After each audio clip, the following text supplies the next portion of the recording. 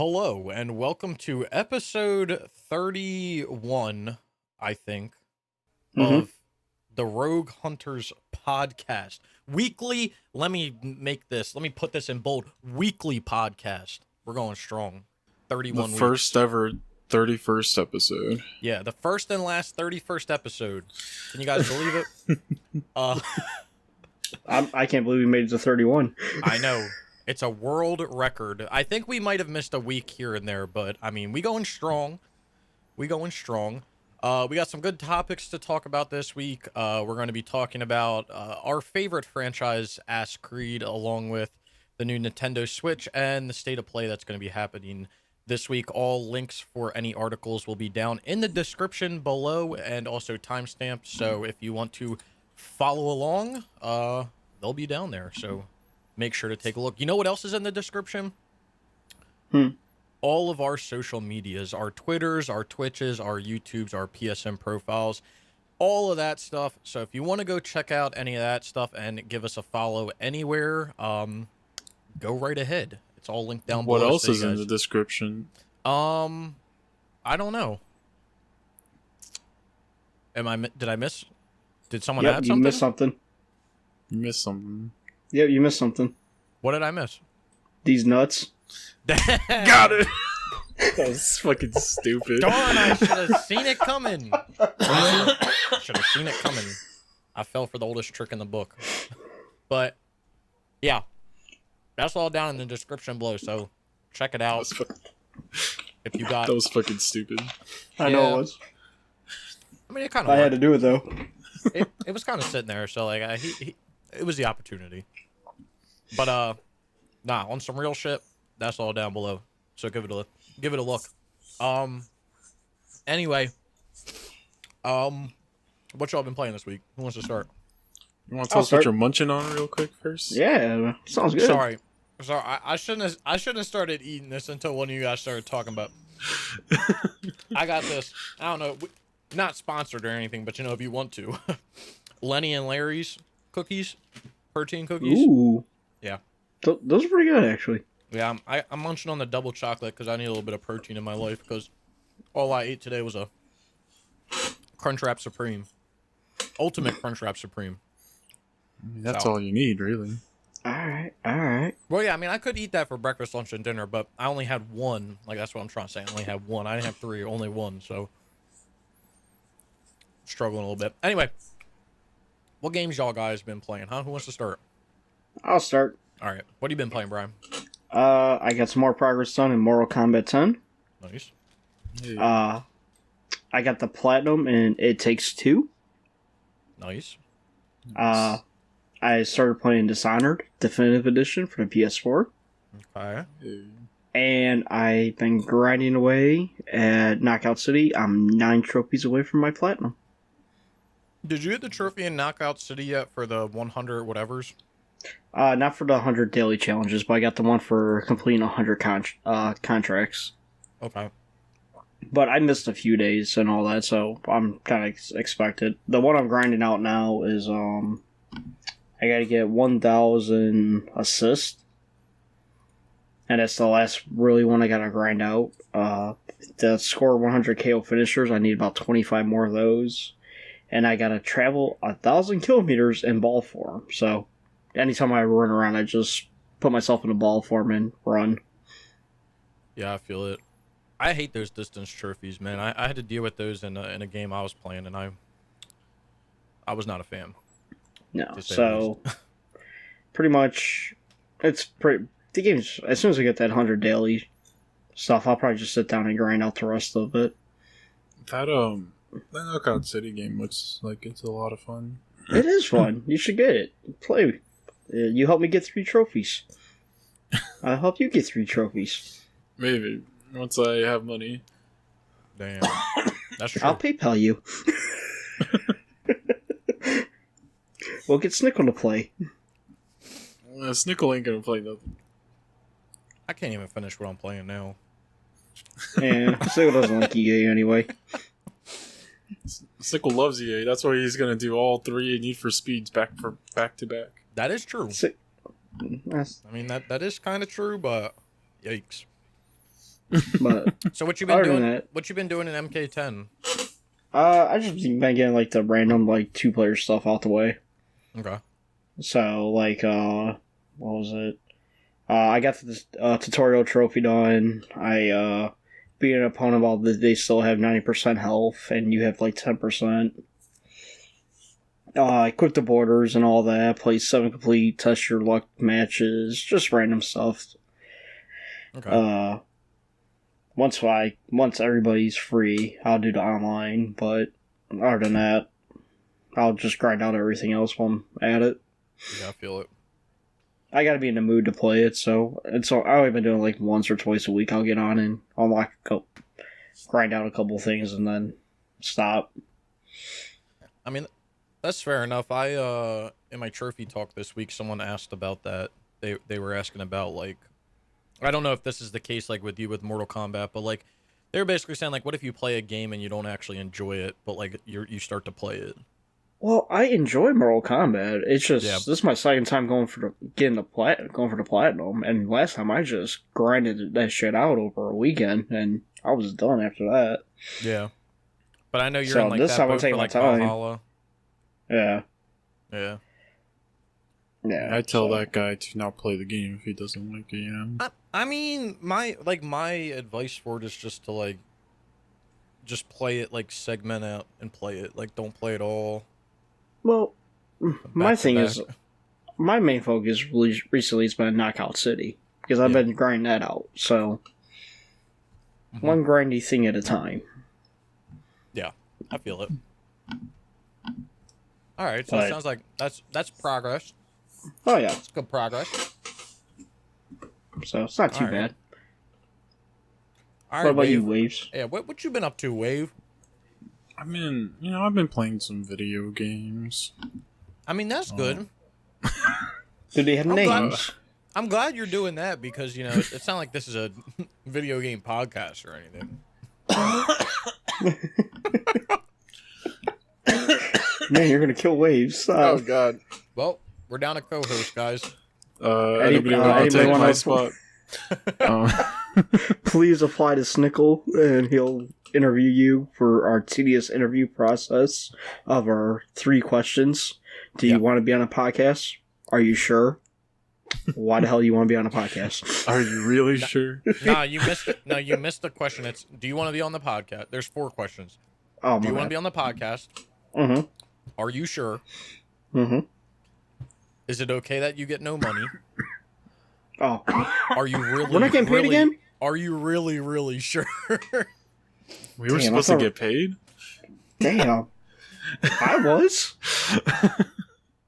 Damn, No, but it's crazy how the world works. this will kind of leak into Snickle's games that he's played this week. But we finally finished Shift 2. Mm-hmm. I hate that game. And I've been playing Kingdom Hearts. I'm 1 trophy away from the platinum, Holy shit, nice Waves. the platinum. I just need to beat the game on hard now. So, Nice. and then I played a little Crash Team Racing. Oh. All right, but before I get into questioning you about games, I gotta bring one thing up that's looking really stupid on your list right now. What? Why the fuck it go Ratchet and Clank that you played on June 20th, and then Devil May Cry 5, it says March 9th, and then Need for Speed Shift 2 goes back to July 6th. Yeah. Cause It's because you played it, but you That's- didn't earn a trophy, right? yeah, But why the fuck did it pop all the way back up here? Right. In the middle, I thought it only like- popped out when you unlocked the trophy. I What? guess not. It's only until when you've last played. Well, that's weird. Waves I out know I here did that. hacking. It says right there last play. It doesn't necessarily last earned. I mean, I guess the order is last played. You're not wrong, but If you want the last trophy, it's last trophy, you know? Oh, see, I got mine says last trophy. Maybe that's why. wait. Is that a new thing? When the hell they start doing that? Right. Hold on. What? Who slid this into the algorithm here? That shit was not like that before. What? No, it wasn't. What the fuck? When did you change that? I gotta go to my account now. Why the hell is it last played? The hell? All right, I gotta have some words. What the hell? And why is that set to, like, the main thing? I want to know what my last trophy was. I don't give a shit what game I played last. I want to know what game I got okay, well, anyway, now that I just had a brain blast there. Like, right? What the hell? That's new. That has to be new. I've never seen that before, unless it's always been last played, but they didn't actually. I don't know. Whatever. Well, anyway, PlayStation, like the actual PlayStation, has always done last played. No. Well, yeah. Since the PS3, like if you go offline, the PS3 will do it by. It'll show it like even if you just put it in for a second, it'll show up. Mm-hmm. But like online, it doesn't. It always does it by last trophy. Yeah. But I don't know. I don't know if PS4 is that way. Typically, I don't put a game in and not earn a trophy. Oh, like Mr. High and Mighty here always earns a trophy. Oh, I was talking all this shit.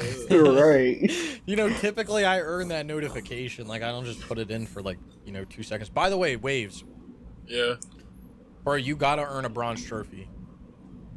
Yeah, you like my number right now? You cannot be sitting there with 6,666 bronze trophies, my man. You gotta earn one. You can't sit there with that. No, I like that number right there. No, you can't. Imagine if someone got all 6s. That'd be kind of crazy, but that'd be kind of cool, actually. Jesus. Okay, I think my trophy count, well, like a few days ago, was just 9,000 straight. Mm-hmm. Which was pretty cool. But yeah, you like that. I like that number too. I saw that I be peeping around people's accounts every once in a while because games be taking forever to load. But I did see that like yesterday. I was like, damn, this man really. That's some stalker number. shit. What? I mean, I'm just seeing what y'all are playing. Like, damn, I didn't know that was such a bad thing. I do the same thing. Just don't worry. Yeah, I mean, it is what it is. Wait, we got a call from the office. All right, we gonna come back to Waves in a minute. All right, so tell us what you've been playing then.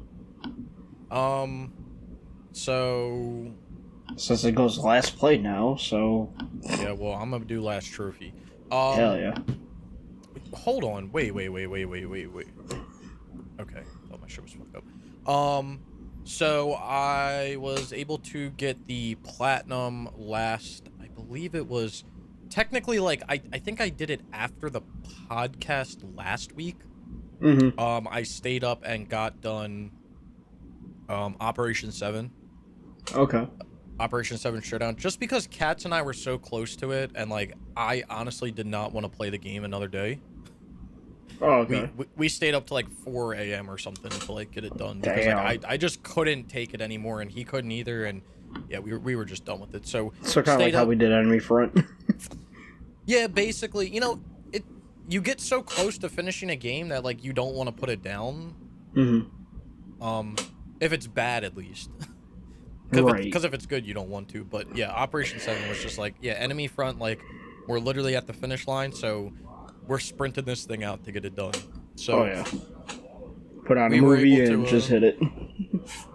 Yeah, so we were able to finish that up, so that's done. And then, as Wave said, he and I went on to then do Shift 2 and finish that up. So a few weeks ago, or probably like a week or two ago, I helped Waves get a bunch of like the random online trophies. Mm-hmm. For like the DLC and everything, and then I had done that like back in 2019 or something. I had done that, so the only thing I had to do was the King of the Hill trophy, and then the playing for 10 hours. And the King of the Hill trophy is the one where you have to win the driver duel championship online, which is basically like a tiered championship. So the way it works is you start at the bottom, and you start in qualifying, and you can only search for people that are in your tier. So you can only search for people that are qualifying. And if you win qualifying, you go up to round 3, I believe. Then you can only search for people in round 3. And then if you win that, you go up into round 2. Then you go into, I believe, quarterfinals or semifinals. And I think it's quarterfinals, semifinals, finals, and then championship. So, and you can only search for people in your like associated like tier. So basically, um, I made an Excel file, and Waves and I had, I believe there was a total of like 6 or 7 alt accounts. I believe it was 6. I think it was We had 7. 7. Oh, Waves is back. It was 7 alt accounts, and basically what would happen is like my alt would race Waves's alt, and then Waves would get put up to round 3, right? Mm-hmm. Yeah. And then my alt would then race Wave's second alt, and my alt would win. So then my alt would then get put up into round 2 or round 3. So then we would have 2 in round 3, and they would always stay in round 3. And then we would get it. Then we would get it. Then we would get 2 of our alts up into round 2. So you would always do the first race because it didn't matter if the person lost. But then when you were in a tier that you, because if you lose, you get demoted. That's another thing. So if you're in round 2 and you lose, I think you get demoted to round 3. So you actually go backwards. So one person moves up, one person moves back. So essentially, if you wanted to do this legitimately, you would have to win 7 races in a row. But you would have to find people in your like associated tier. So what Waves and I did was we got alts in each one of those tiers. So we each got an alt in round 3, round 2, quarterfinal, semifinal, final, championship. And then when we had the alts in all of those tiers, we then basically like I had my alts all race against Waves, and then got Waves to the top. And you could hold the spot that you were in if you disconnected from the internet right when the race started. So like if Waves was racing one of my alts in the quarterfinal and I wanted my alt to stay in the quarterfinal, but I wanted Waves to get bumped up to the next tier, right when the race was about to start, I would disconnect, Waves would move up, and then my alt would end up staying in that. So it's basically my alt wouldn't get penalized for losing. So it was some we had to do some calculations to get it to work, but we ended up getting it to work. So we both got that trophy, and then the last trophy we went for was just to play online for 10 hours, which you can AFK, just sit in a lobby for 10 hours, or it's 20 minutes. You set a race for 20 minutes, and then after that it ends, and then it starts back up and when you're done in the lobby for 2 minutes. So basically AFK it. Yeah, that entire stuff with that was pretty annoying. I mean, it was honestly not that bad when we started to. So there was a few things that like we didn't know at the beginning, which like once we figured it out, it was better. Because remember sometimes if you didn't quit out at the right time, it would still load you in the race. Yeah. And then we were like, oh fuck, and then we would have to bump that person back up. But then we realized like if you do that, you just close the app, and then it doesn't actually demote you. Like we didn't know that until like halfway through, so that saved like a decent amount of time. Which they don't tell you in the trophy guide. So if you're doing that game right now, now you know. Now you know if you do that. But yeah, I mean, I think setting up the Excel file was the worst, but like we did it in 2 nights. It probably took us like what, like maybe 6 hours to do it total, maybe a little more. Yeah, probably. So, I mean, it wasn't the worst thing ever, but it was kind of bad. But yeah, I did that, and then I've been working on the Assassin's Creed Valhalla Mastery challenges, which I'm not having fun with at Would all. you like to tell us why? All right, so the Mastery I'm on the third area, whatever, the third camp, and it's the Odin something, whatever, Odin hideout. And for anyone that doesn't know, the Mastery challenges for the DLC are set up into 3 different challenges. So there's 5 totems around the map, and each totem has 3 different challenges, and each of the challenges are split up into a melee challenge, a range challenge, and a stealth challenge. Now, the melee challenge is typically like none of them you're going to do in your first try, but you gotta have to like dip your toes in and then get a little feel for it, and then you'll be good to go. So the melee challenges aren't really hard. The stealth challenges aren't really hard, but the range ones are freaking AIDS because the range in the game is like so bad. Like it's just awful. I don't understand how you could put a mastery challenge in. Like, it's not. We're not talking like Horizon Zero Dawn level like archery. It's like dog shit, like dollar store Horizon Zero Dawn. So it's really annoying. And like the mastery challenges, they force you, to get a gold, you basically have to be perfect. And up to the challenge that I'm at, you had to be perfect, but not like perfect. Like you could make one or two mistakes and still get away with getting a gold. But this one that I'm on now, you have to be like 100% perfect, and it's bullshit because the fucking bow sucks and I hate it, but I'm gonna get it done. It's just annoying. But I'm working on that. I'm hoping to be done that, depending how long this challenge takes. I would love to be done it by tomorrow, but Is that the only one you have left? Just archery ones? no, I have to do the archery one, and then I have to do the stealth one for this camp, and then I have, or whatever, totem, and then I have I have two more totems after that, because you don't unlock the last two totems until you get 9 bronze medals. But I'm just getting gold in all of them because you have to, so. But that's the last trophy I need in Valhalla, so I can't wait to be done with that. But Until the next one. yeah, I mean, we'll get into that upcoming, but Well, I mean, until the next expansion comes out or whatever. well, and I maybe, I mean, there definitely is going to be something, but we'll have to wait and see. But that's what I've been playing. Waves. We need to get back to you though. What's up? You didn't finish yours. Well, yeah, you gotta finish yours. I did finish mine. I told you all the 2 games I've been playing. 3 games I've been playing. Okay, so wait, but my question that I have, now that you heard my experience with Shift 2, why don't you like it? Because it just feels weird. I feel like I have no control of the car at all. Yeah. Yeah, I It's mean, just... I'm playing on... I think we have to win like 75 races on hard. yeah. All I've been playing is on easy. And like, I'm afraid. Because I think on hard, damage actually matters and stuff like that. And it's hard to not make the cars hit anything. So, yeah. I'm not Did looking you try forward to being it. good? Oh, I've tried. Oh, okay. I will give this to Waves. Mm-hmm. Shift and Shift 2, when it comes to the actual physics of the game, are so trash.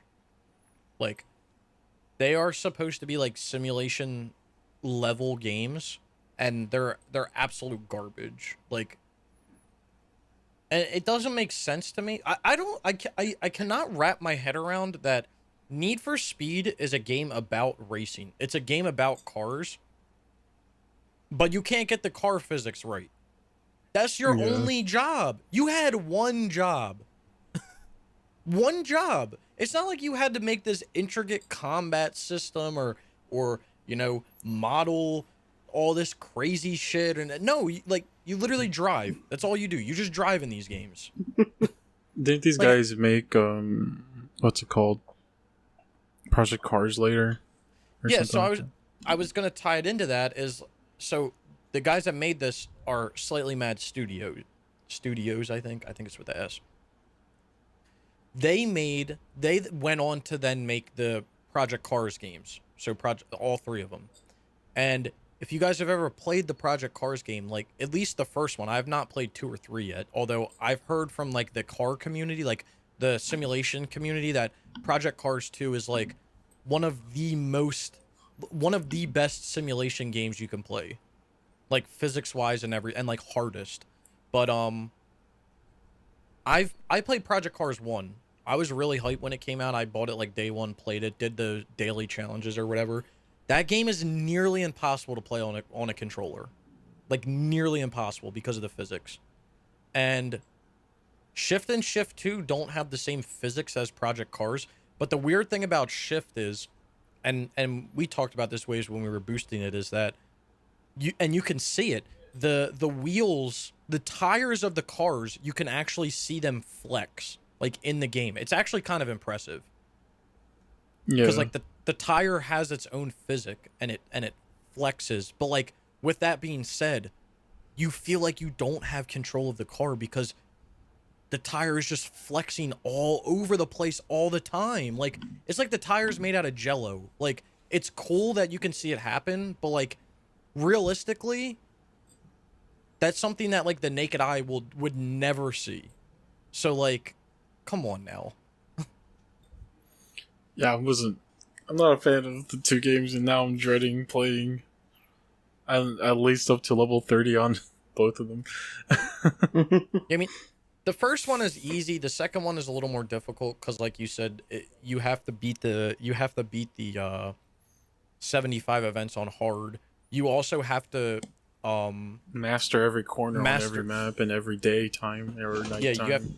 You have to master every location during the day, and you have to master every location at night. And what that means is you have to perfect every corner on every track.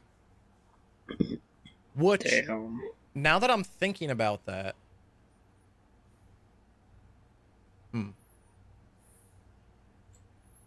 What? I'm just thinking. No, I was just thinking because in in Shift 1, there was the Nürburgring. I hope you don't have to master the Nürburgring. You're gonna have to master the Nürburgring and then every section of Nürburgring. Oh man, I'm gonna have to look up. I'm trying to figure out if there's a list of them, but okay. So it says you only need to master 90% of the racing line on the track. Oh shit! You have to master the racing line and the corners. Oh yikes! Yeah, that's what I was telling you. Like, I don't know if I'm gonna be able to do that one. Honestly, I mean, we'll give it some time.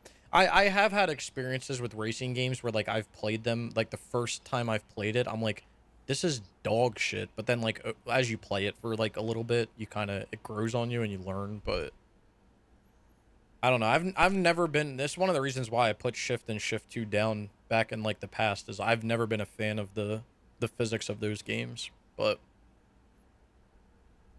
yeah, no, I'm not. I'm not a fan of it. Honestly. yeah, it'd be what it'd be. What made you go back to CTR?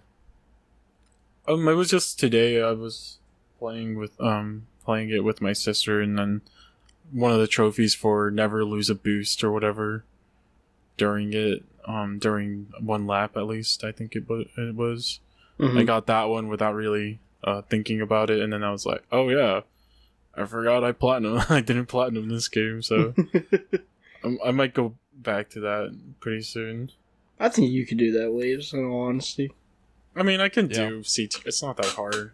Right. It's just sitting there and actually doing it. I need to get back into figuring out how to do the boosting correctly, because I was able to.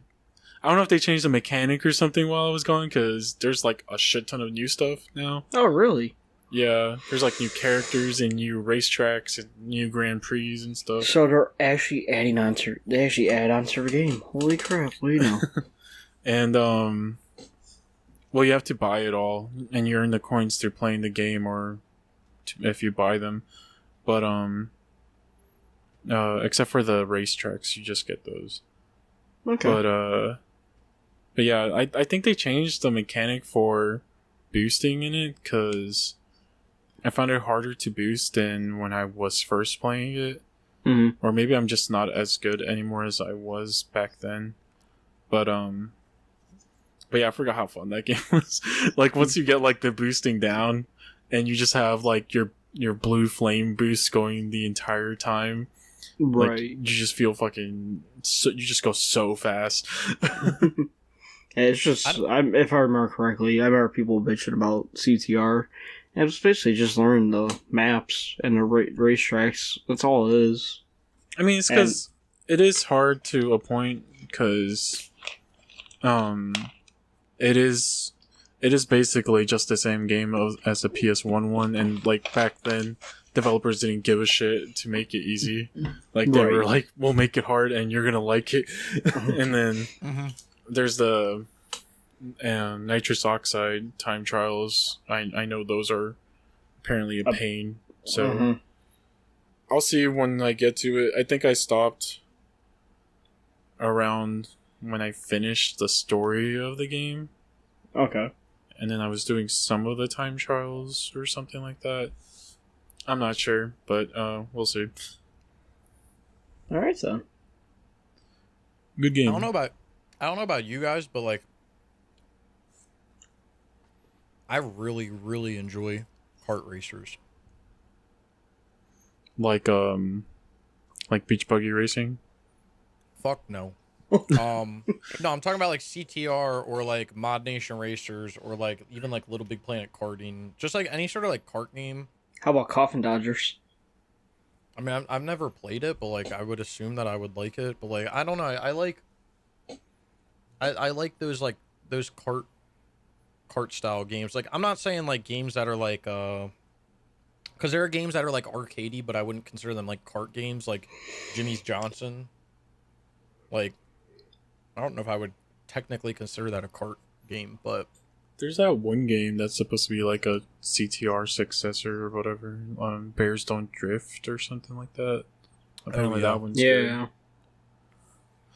Yeah, I mean, CTR is the only kart racer I really got into. I tried learning Mario Kart like as a kid, and I just don't know how to go fast in that game. Yeah, I got the Nickelodeon Kart Racers. I bought both of those games. I've yet to play them though. Yeah, those games would be fun. I played when I was, I would guess I would have been in like middle school. I played I don't know if I've ever explained this before. I feel like I have. But I played the fuck out of Mario Kart on the Wii. Mm-hmm. And I just remember like I would come home from school every day and I would play that game online every day, and I would just clap all sorts of cheeks, just all afternoon long. Like, it was so much fun. And then with Mario Kart on the Wii, there was a way to get a symbol next to your name when you were online to like show like that you beat like time trials or something like that. Mm-hmm. There was like, you could get a symbol if you like beat the whole game, like you beat everything. And then there was one for like if you got like 1, 2, or 3 stars on all the time trials. So I remember like doing all that shit and getting like 3 stars and everything, and just it basically had like a ranking system as well, like a number next to you. I just remember that game was so much fun. It's like the most of a kart racing game I've ever played. I remember playing a lot of Mario Kart on the 64. So okay. When I was a kid, the kart racers I played a lot were all Crash games. Crash Team Racing, Crash Nitro Kart, and Crash Tag Team Racing. Yeah, those are like the ones I spent a lot of time on. That you remember? Yeah. Even when I got my PS3, like shortly after I got my PS3 back in 2010, one of like the first games that I got around that Christmas was Mod Nation Racers. It'd be cool to see Mod Nation Racers come back. Dude, I would love it, because they like that game, like Mod Nation Racers. Not only was it like a fun kart racing game, you could customize your karts, you could customize tracks. I don't know if you guys remember, but like the announcers in the game were like fucking hilarious just to listen to for like background noise. Like, game had so much character, and it's just sad that like they essentially locked that shit in a shed and never to be seen again, banished. You know what I just found out right now? The guys who made Mod Nation Racers worked on Sleeping Dogs. Oh yeah, United Front Games. Yeah, they worked on Sleeping Dogs and Tomb Raider, I believe. They also made Little Big Planet Karting, which, if you've ever played that, is essentially plays exactly the same as Mod Nation Racers, only with the sacks. Oh, okay.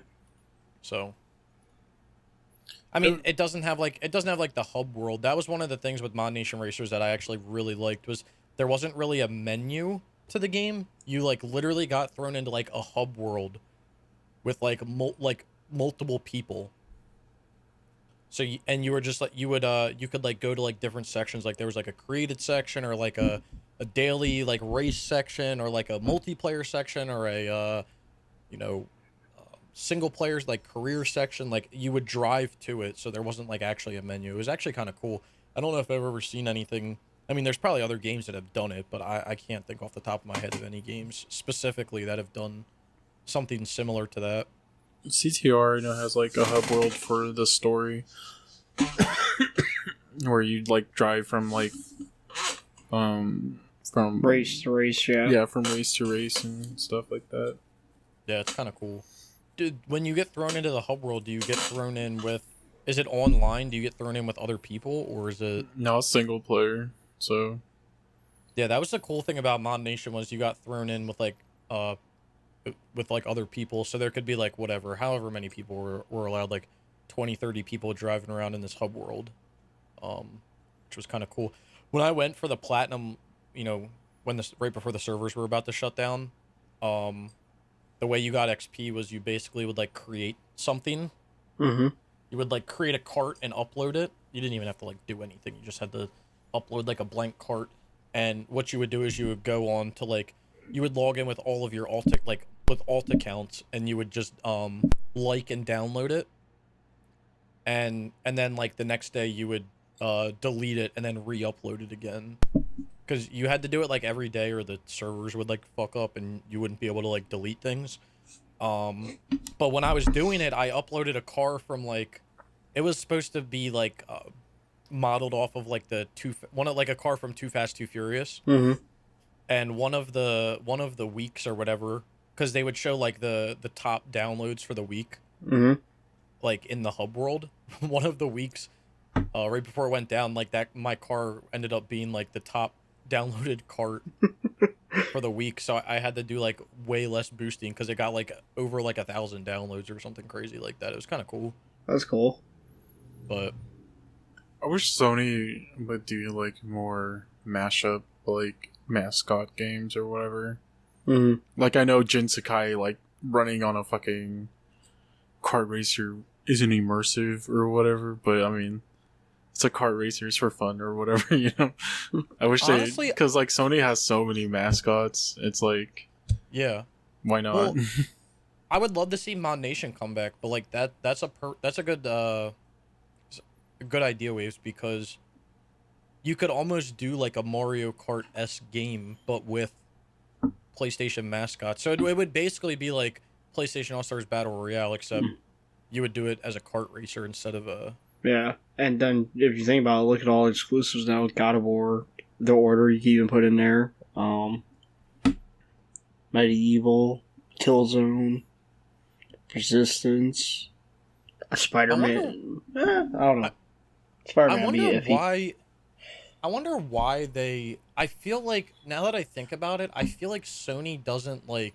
I don't want to say they don't make games for kids, really. Mm-hmm. But, like, I don't know why they don't make, like, more like, I feel like every game they make has to be, like, this masterpiece, award-winning game. Like, Oscar bait.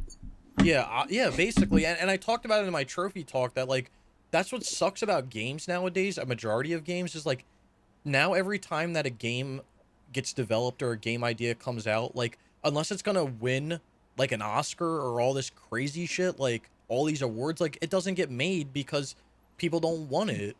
And like back when people made, I feel like back when like games were first being made, like there wasn't all these awards and shit, so people just made what they wanted to make. Mm-hmm. And that's why games were actually like fun and creative. Now it's like they're like developers and publishers are like pandering to like what's gonna win me awards and get me good ratings and everything like that, which like I get it, you don't want your game to be dog shit, but like just kind of sucks because I feel like there's certain aspects of gaming that have definitely been like deprived over the past 10 years. No, definitely. Oh yeah, I just want just make a fun game. That's all I ask for. Like the 3D platformer aside from like Ratchet and Clank is basically like abandoned, and instead of like Ratchet and Clank and Mario's basically not even there anymore. And then right. Yeah, it's always been a franchise that I never understood. Which and like Sony took that risk on the PS4, and like I think it kind of paid off. Like I'm not gonna say they had like an award-winning game, right? But like they made Knack and Knack 2, and like yeah, it's a partially a meme, but like those games sold pretty well. Yeah. Pretty sure. So like it's not like you didn't have something good going on your hands. It was just how you followed up. But I would love to see a new Mod Nation. I would love to see a kart racer with Sony exclusives. That'd be kind of cool. I wish Sony would just do more stuff with their mascots in general. Mm-hmm. Like, the most we've gotten out of Jack recently is him appearing in a Rift Apart. Right. And then like Same with Sly, Sly. I'm just gonna Sly. The same with Sly. I'm just gonna guess Sly's dead now for good. Since Thieves in Time. Mm-hmm. Part of me thinks Sly died like after the third one came out, even though they did make Thieves in Time. Like it wasn't made by the same guys. It was Well, almost yeah. like a fan made game, which like sucks. But like it's like that game. Those games were like those games sold so well on the PS2. I don't understand how they weren't something that were followed up and continued to be followed up. And like I understand maybe the original devs don't want anything to do with it or whatever since they've had their say with it or whatever. Mm-hmm. But like even if it wasn't made by the original team, I'd still think A Thieves in Time was good. The only thing that sucked was the loading times. Yeah, I mean it's still a good game. Like I don't see why not give it to other developers and see what they'll do. You know? Yeah. 3D platformers have definitely been like a genre that's been deprived for, I would say, I mean, honestly, I guess they were kind of there on the PS3 a little bit, like faintly. They were really kicking on the PS2. That's when they were kicking. I think they died like early PS3. PS3 just made, well, I guess more online play made first-person shooters the big thing. So Yeah. And then you get that whole stigma of like, oh, 3D platformers are kids' games. And then it's just like, why would I play? I'm not a kid. Why would I play a kid game? I'm a man. I'm not playing no damn kid game. But the only one that got like consistent entries in it is Ratchet and Clank, which is crazy to think about. But I guess Insomniac just really likes making them, so I don't think we're never gonna see Ratchet and Clank like truly ever not be disappear. A thing. Yeah. They love their franchise, which is nice. You know. Yeah, it's just I don't know. I agree. I agree that Sony does. I feel like they should capitalize on their mascots more because I mean I guess the only thing they've done with them all is PlayStation All Stars. Mm-hmm.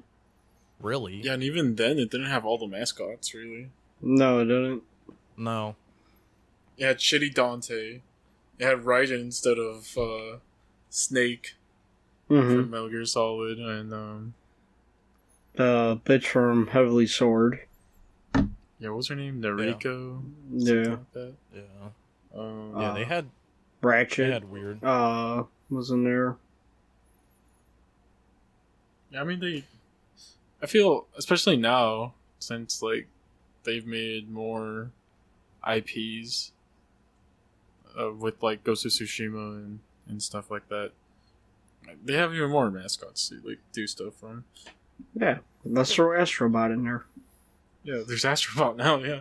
Well, I give that at least Astrobot or Astro's was the last one Playroom, right? The one on the PS5. Yep. That's the one thing I loved about that game is like all the nostalgia that they threw into that.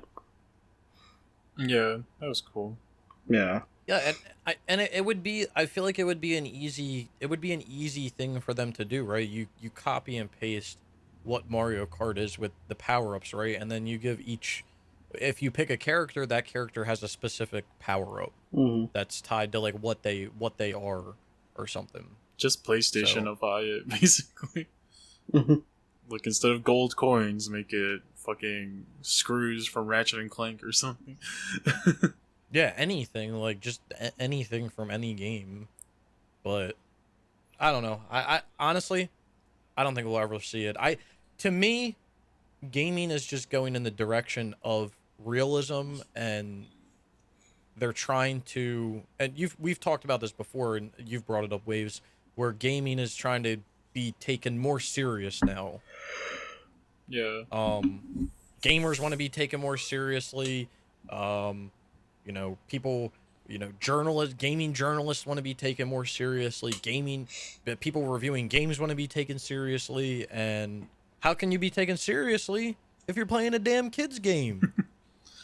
I think definitely in the AAA space, like if you want your games to have the highest fidelity, um, what is it? The highest fidelity graphics or whatever, and you want it to be in creative and all that, like that's not gonna happen in the AAA space. Just with the new story from Assassin's Creed, which we'll talk about later. Just expect it to all be that now. GTA, there's rumors of GTA 6 being like that. Unless they're gonna be like blockbusters, as Sony calls them, like the new God of War or whatever. They're just gonna be these live service, like just dumb games or whatever. If you want actual creative, but they don't look as AAA or whatever, you're gonna have to go into your. If you want games that are actually like fun to play and creative and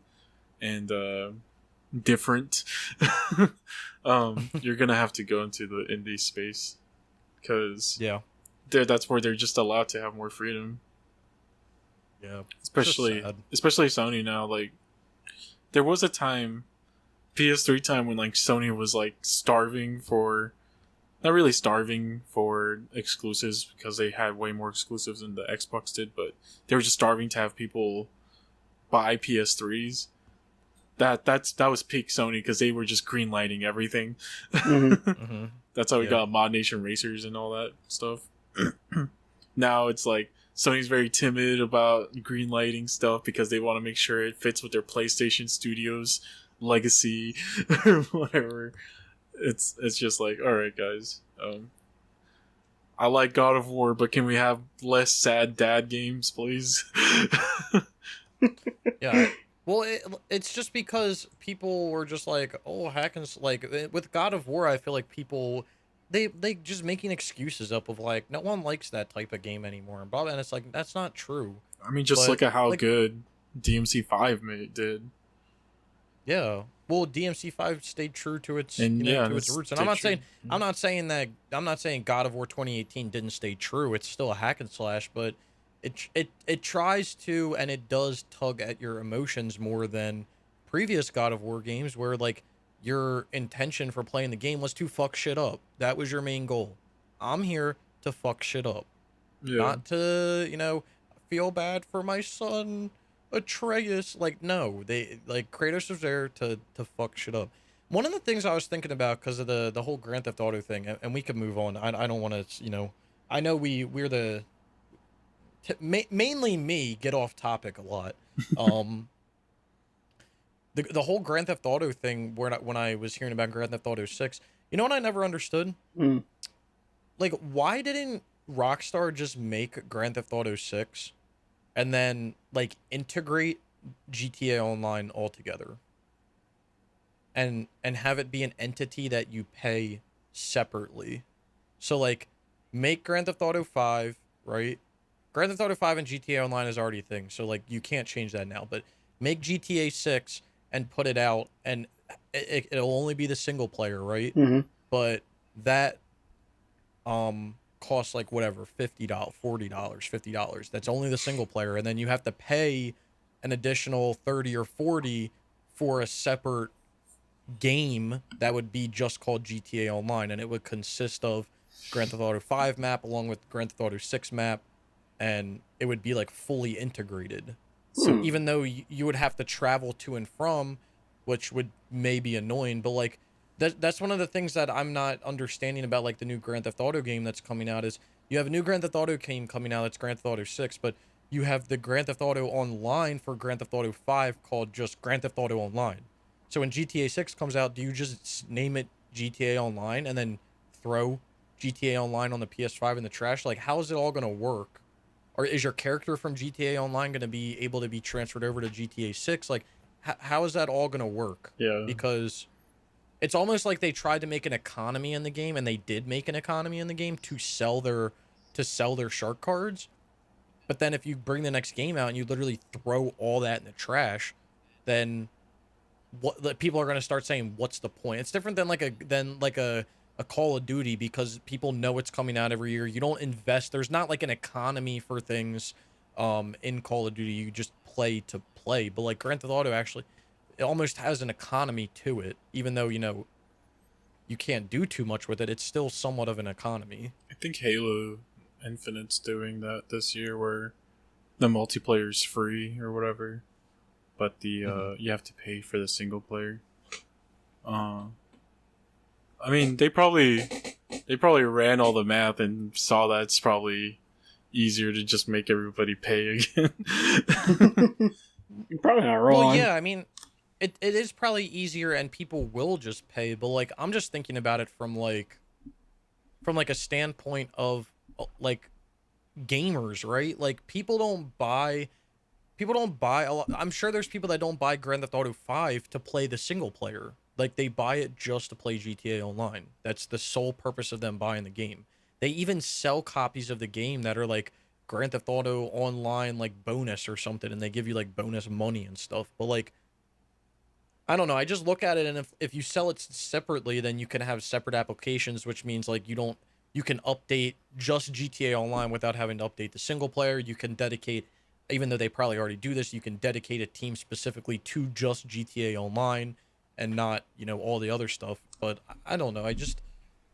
It's almost going to feel like, what do I do now? Because I've invested so much time into this game, and now it just goes away. But I mean, I guess that's really any live service game at the end of the day.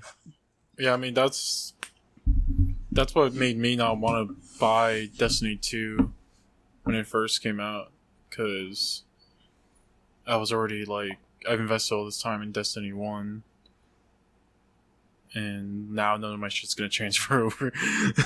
But yeah, I mean, I don't know. It is touchy, because you do feel robbed of time when the sequel comes out, and you almost feel like you're like obligated to continue what you were already doing. I can understand it a little bit with Destiny. Like, yeah, it was definitely a pain in the ass, but like, it made a little bit of sense, kind of, where like GTA Online is, I don't know, I just feel like it's a whole different beast. So it's gonna be interesting to see what they do. It really is, but I guess we'll figure that one out in the future. we're definitely GTA 5's coming out on the PS5, so we got time. we're definitely going into a strange time of gaming right now, just because it's just becoming unsustainable to have these huge single player games, like fucking Valhalla is. Yeah. Not that nobody's buying the game, but what companies want is more revenue coming in, right? And when you're putting a lot of money into one game and then only really make back like 100,000 or whatever, and this isn't a small scale, I guess. And when you're seeing GTA 5, game came out in 2013, still being in the top 10 downloads. Fucking, I forget how much money they made last year, but it was so much money. It was in the billions. I'm pretty sure. Yeah.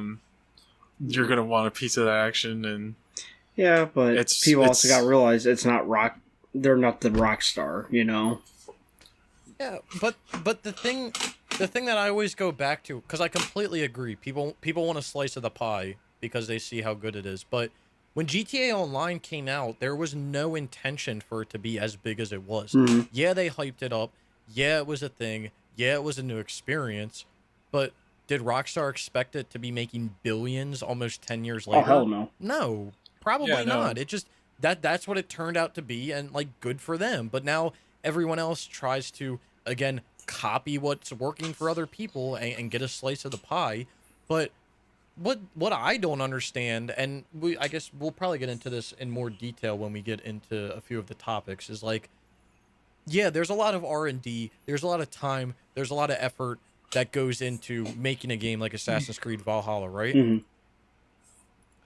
But it's almost like you don't have to spend that much money if you just scaled the game down. Yeah. Like, it's already too fucking large in the first place.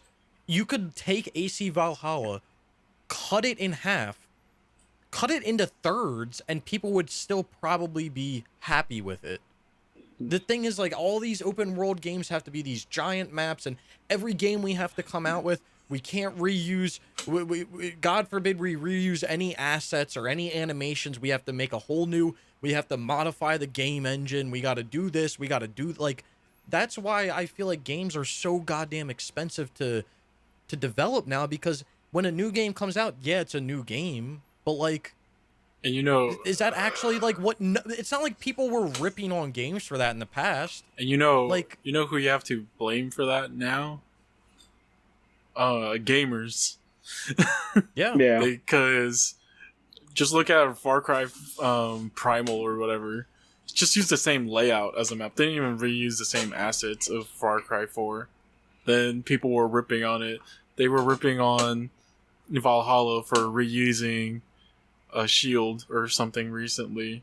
It's just how, like, It's a fucking shield. yeah, Come on. it's just that, like, I guess now we're reaching this point where we can't make graphics look any more prettier, but people keep demanding that they look prettier. And so, and people, if they see a game doesn't have the prettiest graphics, then they won't buy it or whatever.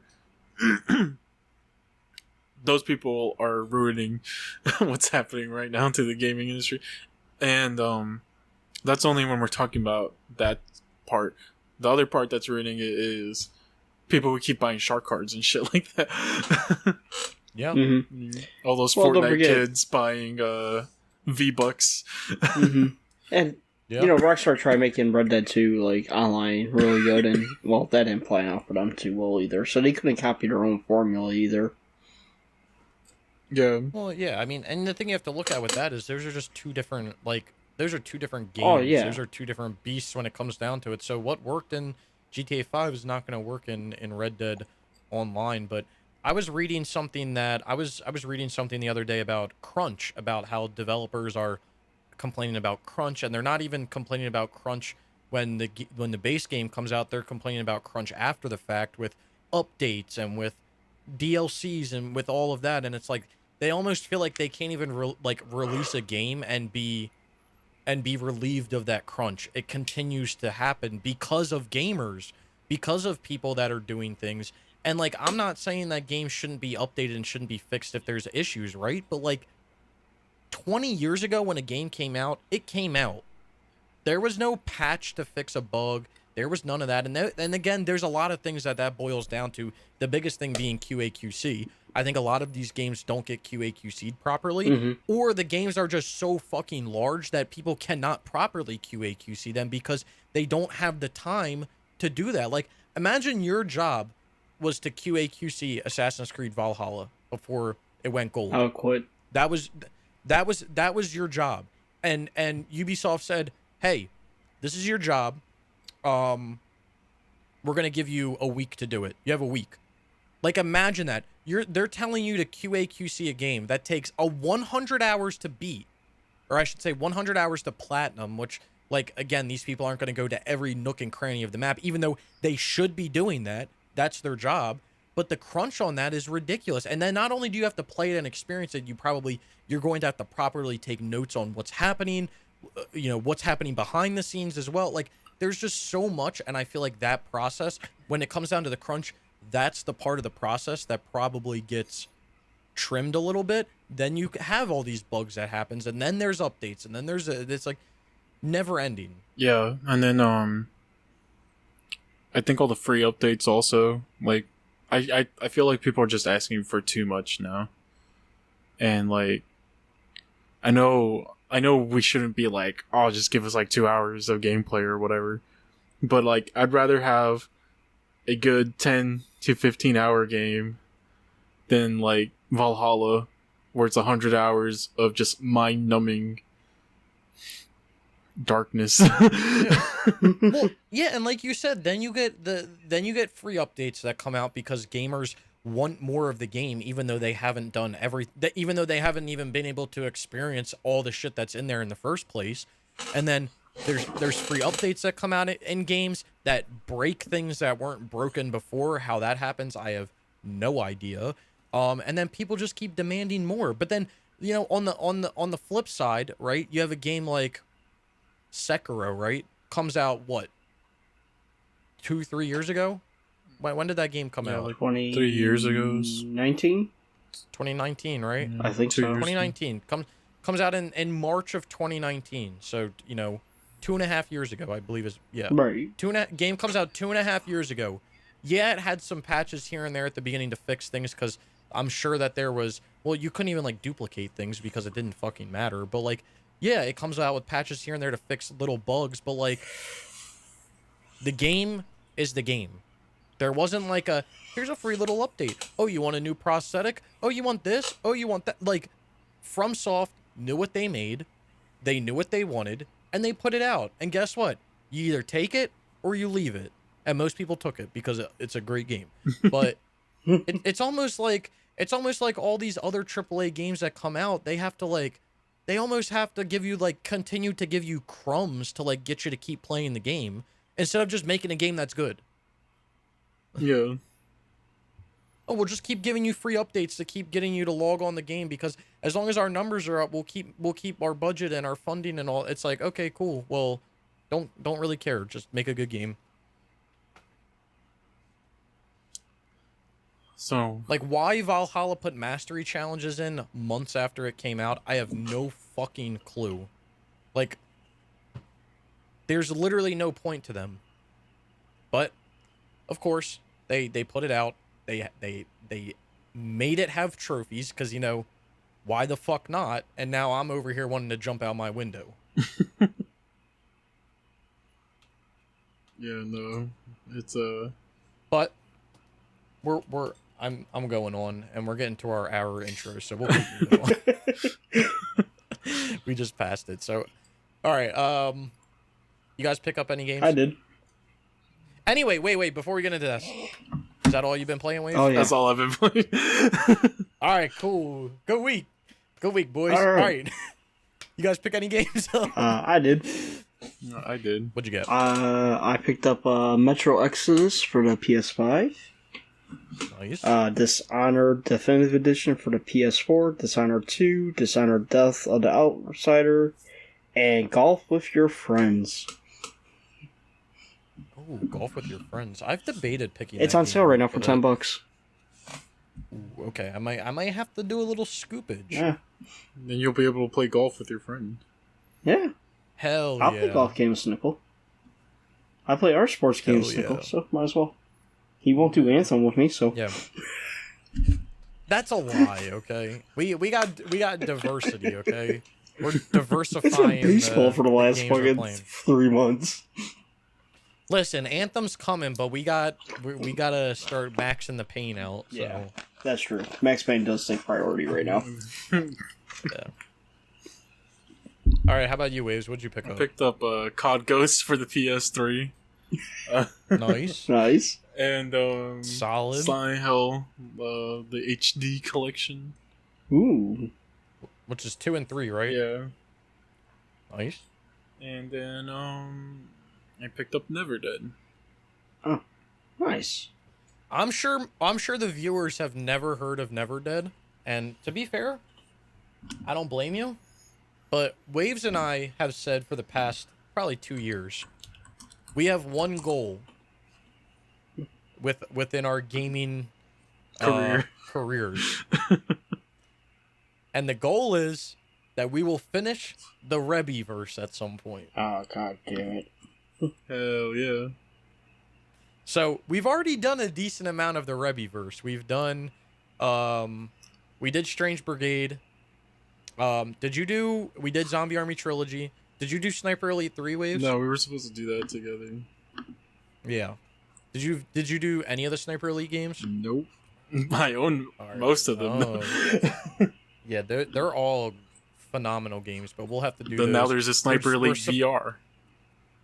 Yeah, we were supposed to do Zombie Army 4. We all bought it the day we all bought it day one and never played It's still it sitting in the wrapper. because classic us. I'm just And then the gonna other games- leave it in the wrapper since they gave it for free on Plus like a few months ago. Might as well. And then the other games in the Reviverse, if you want to count them, we have Rogue Warrior. I think you have to count that. Yeah. Yep. Call of Duty World at War. I feel like you have to count that. World at War. Yeah, World at War. We're not gonna count that. Yeah. No. Yes. What do you mean? No. It's in the Reviverse. Rebellion helped with it. That's the Reviverse. No, that's gotta be games owned and made by Rebellion. All right. No, Call of Well, Duty. No, then no, that okay. don't count. And then AVP. Well, then you're saying that Never Dead doesn't count 'Cause that was made by because it was Konami, published or by published It by was made Konami. by them though. But the publisher was Konami. Yeah, but that's what I'm. Okay, no, I'm that's saying what it was Call of Duty World I at said War it's- was also. it was owned or made by Rebellion. Not Rebellion helped helped make it. Made it. Nah, we're counting help. Well, anyway, they made AVP, so Yeah, I don't think I can do that one. I will admit, I've been having the urge to Okay. go back and do Strange Brigade. Because I did have fun doing that. hell yeah. And then where's Strange Brigade 2, huh? That is a good... How does Strange Brigade was fun. I don't give a shit what people say. How does Strange Brigade only have 12,000 game owners? You guys are fucking up. Yeah, whoever has not played Strange Brigade, you are missing out. That's going to be a game 10 years from now is going to be one of those games where people are like, this was really good, and we fucked up. I do have an update on a game I did buy. What's that? I did pre-order Ghost of Tsushima for the PS5 for Director's Yeah, I Cut. was debating doing that. And my copy of Infamous, the Japanese cover, is in the United States. It's just not delivered yet. Hey, It's getting here a whole Nice. 2 weeks early. nice. I might have Wet soon, so let's see about that. I found someone selling it for $5. I just need to make sure they're real first, Alright. but I might have Wet. So Damn, nice. Well, yeah. So that's Waves and I's career. I'm not counting World at Goals. War. It's our career goals because we also are going to be doing well, Battlezone is technically they're in the Reviverse, but that's I don't know. And then there's a game called PDC World Championship Darts Pro Tour that is No. also in the Reviverse. So that isn't that like one of those super hard games to find. I don't know. Honestly, I've never looked that game up. Let me look it up. What is it? It's called PDC World Championship Darts. PDC World. Well, I found a PS2 copy for $130. Oh, it's right here. Like $20. Not even. I guess the Oh, it was only sold in the EU. That's why. That doesn't count. Yeah, that would make sense. That makes sense. But yeah, that's another one. Yo, this looks like a John Daly's Pro Stroke Golf vibe cover. see, this one does count because it was made by them. Yeah. I think we may have to count it. That's why. Holy fuck. What?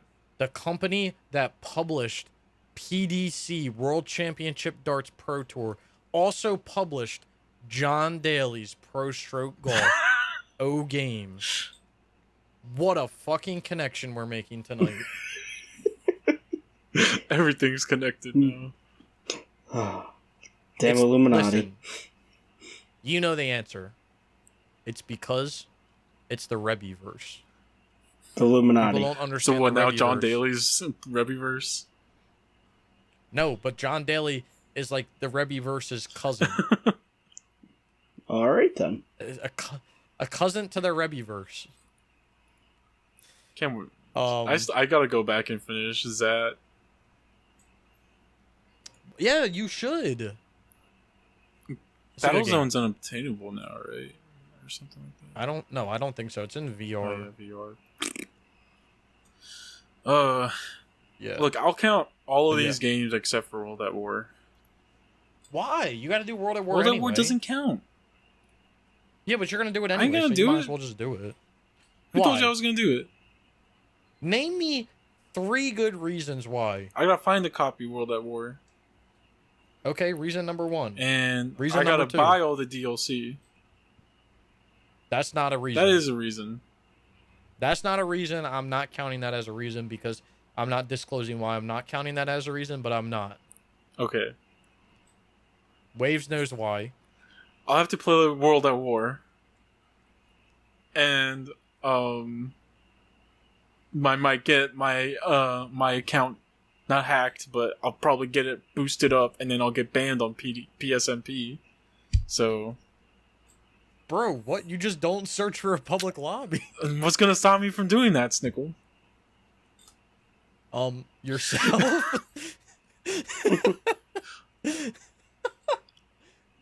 Yourself. Fine, I'll do it. I guess it'll count. There. See, there we go. The Rebuverse. Anyway, The let's keep moving on. Rebuverse. I didn't pick anything up. Why not? That's a shocker. I don't know. I just I haven't really been looking at anything, and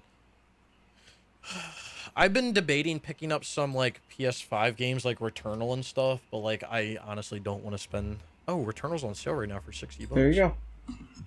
I was gonna say I don't really want to buy Returnal for 70, but it's on sale right now, so maybe I'll give it a pick up. Dang, get Judgment on the PS5 too. Hey, I have that one too. There's actually some good PS5 stuff going Oh, on. yeah. But no, I haven't picked anything up. I know there's a sale going on right now, and I don't know about y'all, but nothing's really catching my eye right now. New game wise, yeah. Yeah. Actually, just games in general. Like, I haven't really seen anything. Yeah. I just been picking up games that I have on like I want to buy and just add them to the collection. That's all I've really been doing. I've just been trying to find like PS3 games that like I want to play before they go up in price for no goddamn reason. Mm-hmm. Yeah, I was actually just gonna say that. Like, I think part of the reason why I haven't really been like interested in like new games or like games that go like on these sales and stuff is because I think like I'm trying to focus so much on the PS3 and getting stuff done that like I'm just not even like paying it any mind. These PS3 So- game prices still baffle me. Yeah, I can't believe it, but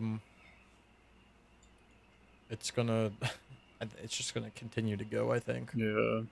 Honestly, I mean, the only way that it doesn't go down is obviously the demand isn't there anymore, but why the demand is there anyway in the first place, I have no fucking idea. I hope I mean, I know why. Part of it was because of the store, but like the store isn't an issue anymore, so why are we still is it because people are still scared that like, oh, Sony was going to do it and now they're not, so like they may still do it? Like, is that the I think thought? that's what it is. well, I think the other thing is that people that grew up playing it are now old enough to buy games themselves now. True. Yeah. So now the PS3 is like in its nostalgia phase or whatever. So Mm-hmm. maybe a few years from Yeah. now it won't be like that. Like a few years ago was what N64, PS2, and Dreamcast and all those consoles were all like going up in price. So like even the Wii U's going up in price right now. So I think it's just Yeah, I that guess it's generation just- of consoles where they're going up in price now. Yeah, that is true.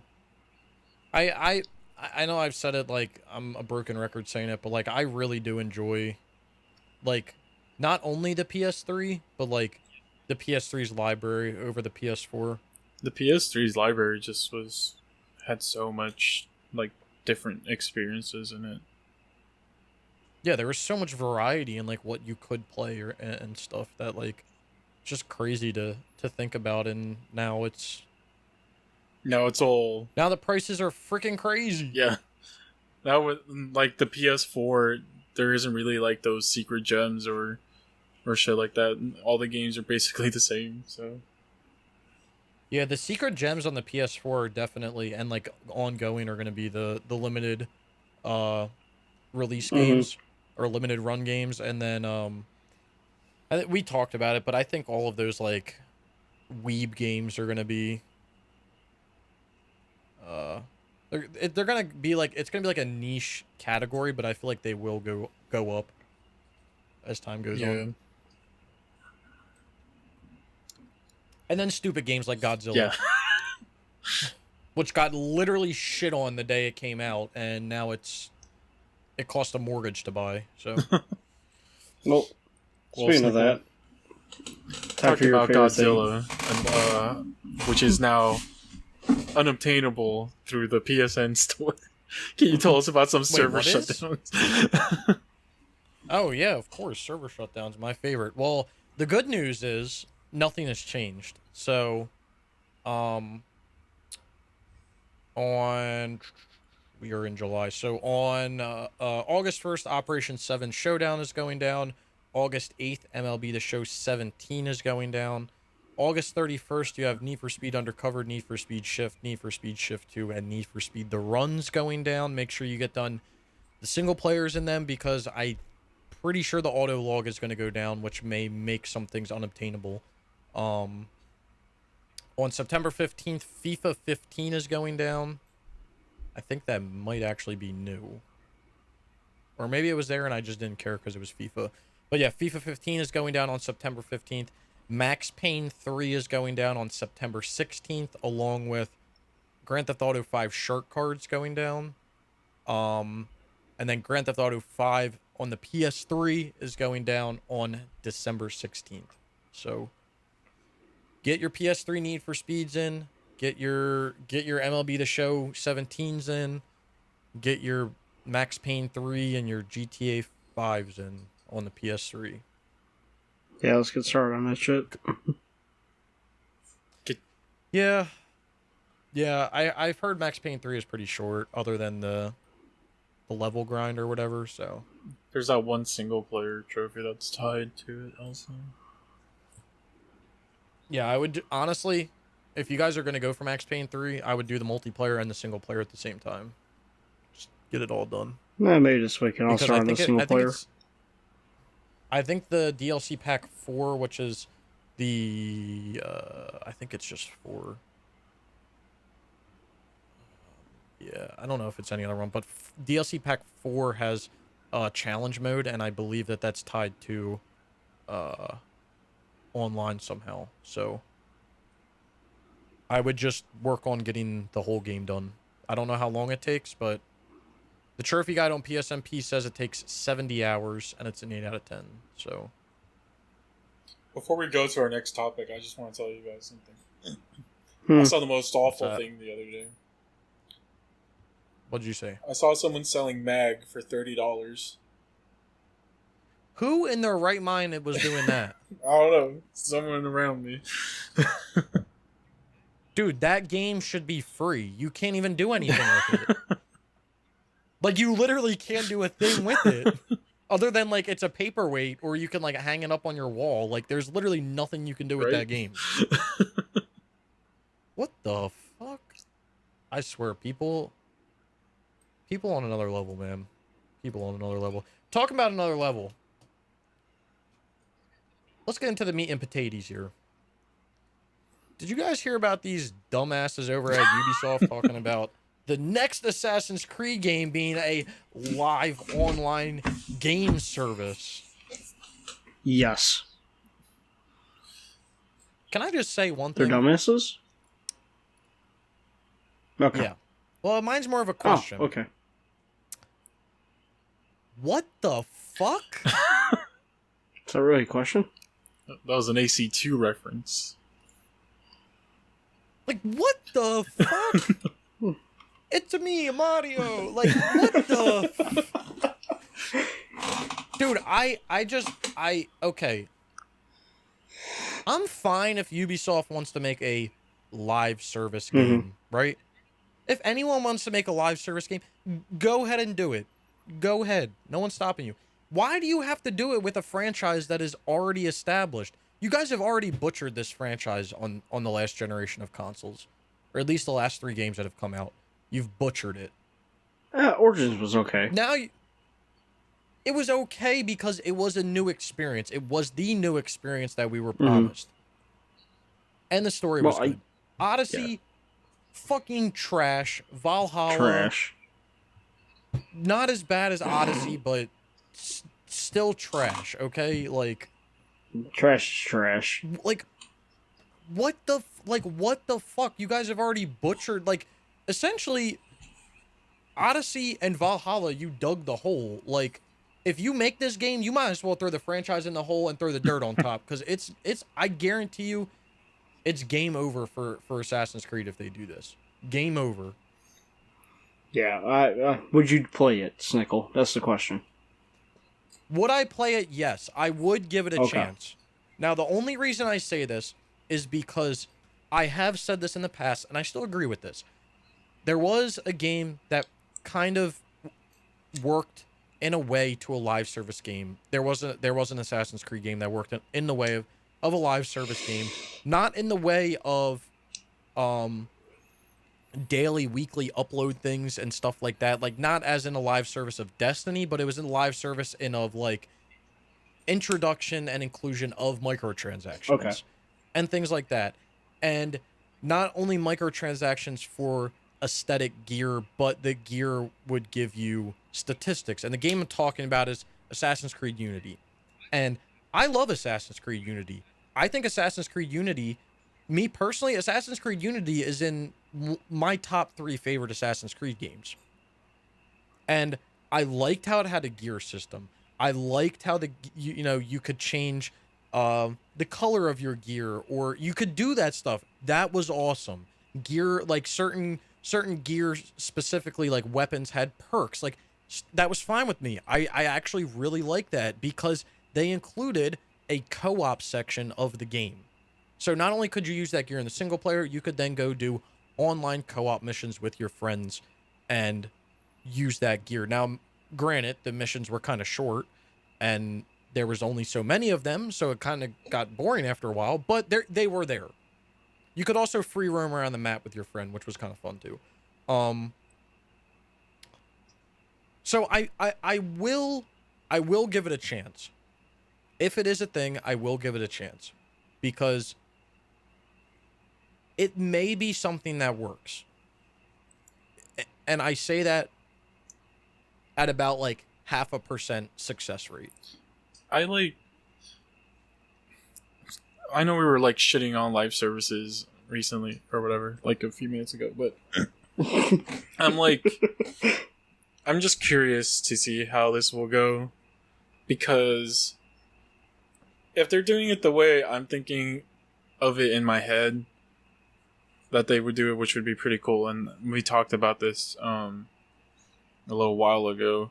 I feel if they do it the way where it's essentially just 3 games in one, like Assassin's Creed 2, Brotherhood, and Revelations, where you play as the same guy, and then every year they put out like a massive expansion or whatever that adds a new location, like a new country or whatever, and you're still playing as that same guy, but now he's a little bit older and stuff like that.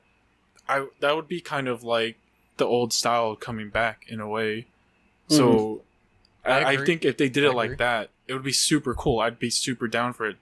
Like, that's something that would just be awesome, like seeing the character grow with you over time, essentially.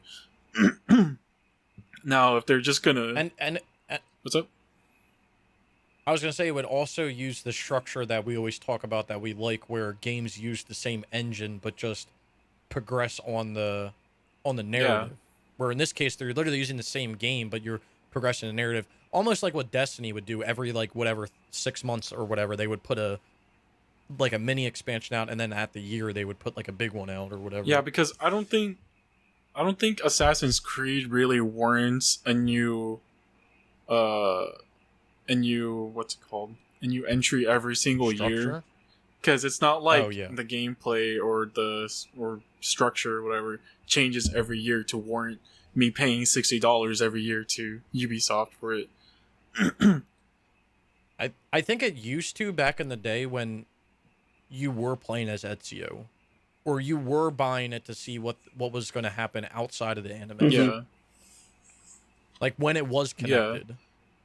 But like now it is very much just the same game, but different aesthetic or whatever. Yeah. So it'd be cool, like let's just say they go back to like the Third Crusader or whatever, and you get to play not as Altair but as like someone else or whatever.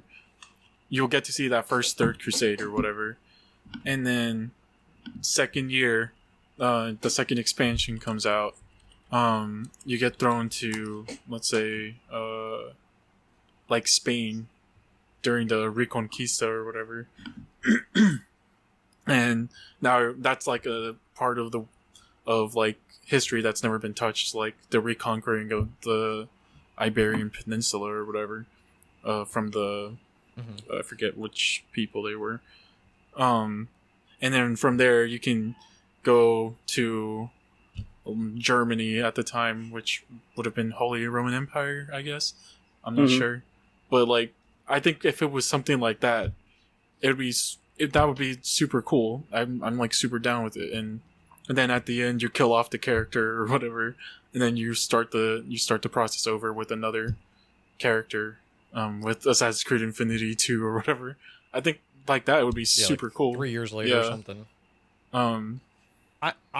I agree, but like when I think of like a live service, there's the single player aspect, but then also the multiplayer aspect, because I think of a game like Destiny where there was that single player and there were those strikes and there were those missions and there was that gear, but there was an end game that you worked towards that was like doing raids and doing, playing PvP. Like there was like there was end game content where like with this, it would almost be like you play the single player to experience the story, and then you wait until the next chapter comes out, which is basically like the next release, but it's built within the game and it's just an update. Like, I do like that idea, but then like, is it technically a live online game service? Well, I mean, you'd still be like, I'm guessing you'd still be getting like in Valhalla right now, where you get, like those festivals. What, I forget the last one that I saw. It was like the Christmas one or whatever. Yeah, like New Year, and then mastery missions or whatever, which you didn't like. I found the better article for this. This is straight from Ubisoft, where they talk about it. If you guys want to look at that one. Okay. But I think it is still staying a single player, from what I remember reading from it. But I mean, I'm open to change. I don't know, honestly, because if they do it wrong and it's like a super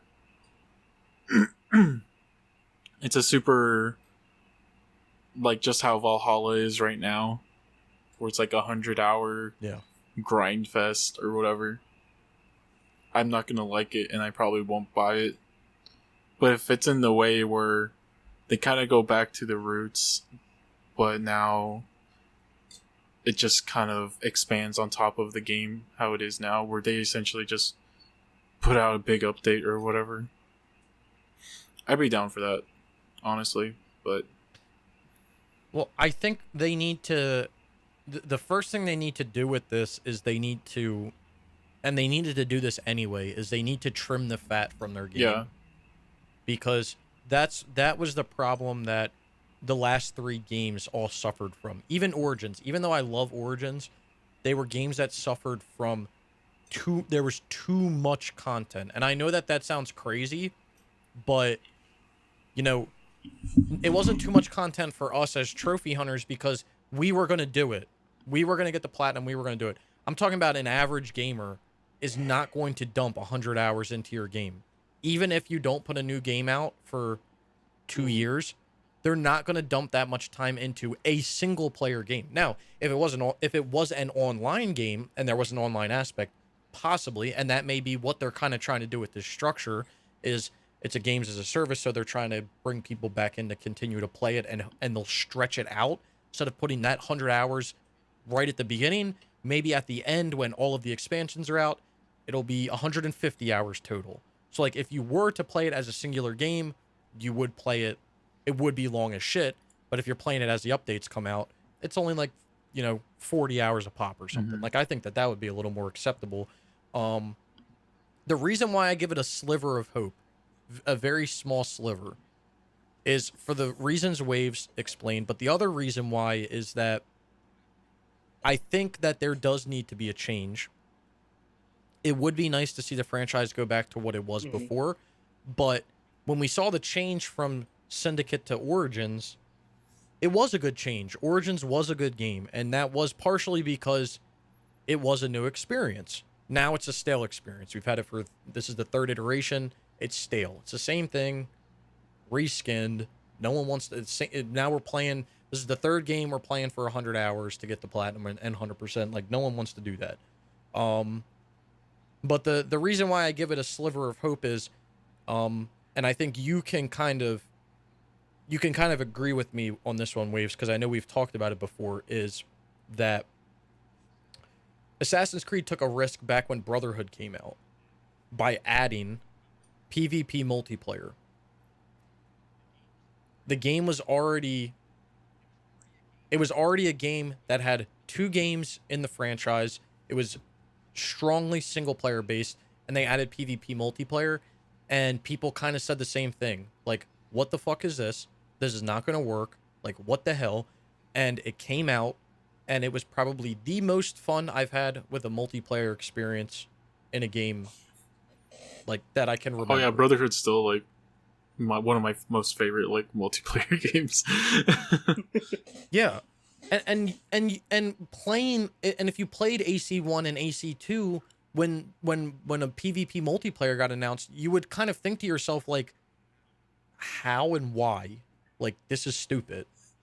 And that was during the time when like people were shoehorning multiplayer into anything. I think it was shoehorned in and it was phenomenal, and they kept it up until AC4, and sadly they cut it off. But that was another example that very early into the franchise they took a risk. Maybe not, obviously intentional, but like again, multiplayer was just being shoehorned in at the time, so that maybe that was the intent. Oh, we're just going to shoehorn it in because everyone else is, and it turned out to be something good. So maybe again, this is something where they say a lot of other games are going to these live service games. Maybe we should try it out and see how it works. And maybe they do it with one game and they throw it away. That's fine with me. I haven't heard anything about them saying like this is going to be a trilogy of games, because that's what they said with the last 3 games. Before Origins came out, people knew that they were going to be doing this RPG style as a trilogy. So we were going to be getting 3 of these games. People already knew that up front. We haven't really heard anything like that from this, so it's going to be interesting to see what happens. But I would love to see something where it's the same engine and it just evolves on the same character for the next 3 years, because that's something that people have been asking for forever, and Ubisoft refuses to give follow-ups to people's stories. I don't know why. Well, I think it's also just that the game's just in super early development also. I mean, just think about it. Yeah, because it's going to be a year. Yeah, they stretched Valhalla out 1 more year than what they originally planned, so it's definitely not ready to show, or they probably don't even have like preliminary stuff, pre-production stuff done yet. So, you know what? What? No, keep going. I was just gonna say, we're probably not gonna hear from it for a year, probably is all. Yeah, yeah, we won't hear for a while. I was gonna say, you know what game I think, you know what type of game I think would work great for a games as a What? service, and hopefully what they're talking about is if they were to make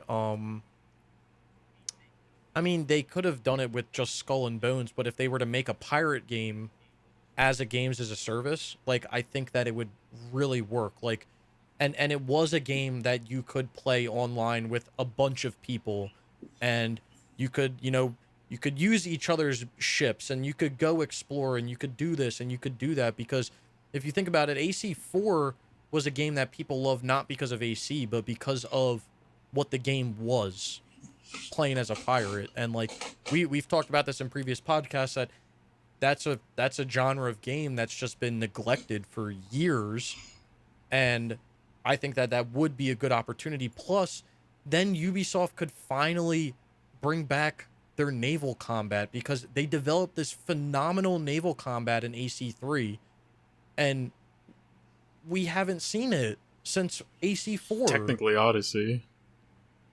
I mean, yeah, we get a glimpse of it in Odyssey, but like it's not what it was in like AC4. And it makes me sad, because they developed this whole combat system, and I'll give Ubisoft this: the water that they make in their games looks phenomenal. Like I love, like I could literally swim around in their water and just be blown away for 100 hours. But like those are two things. Like I mean, and not only the water, but Ubisoft's good at making environments. That's kind of why I do like their games, is they make very good environments. But between making environments and a good naval combat, and then you wanting to do a live service game, like I feel like you have a good equation here for a live service pirate-esque game that would be almost like MMO-esque. But I don't know. I don't think they'll do it. They've already made this announcement for Assassin's Creed, but... So this is what we know about Assassin's Creed so far, is that it's apparently still single player, and that's going to be spanning multiple locations. So I guess that could mean countries or cities or whatever. I'm guessing countries, but I mean, there's nothing I can do to stop Ubisoft from not doing this. They probably have enough work done on this now where they kind of have to see it through now. I'm down to give it a try once.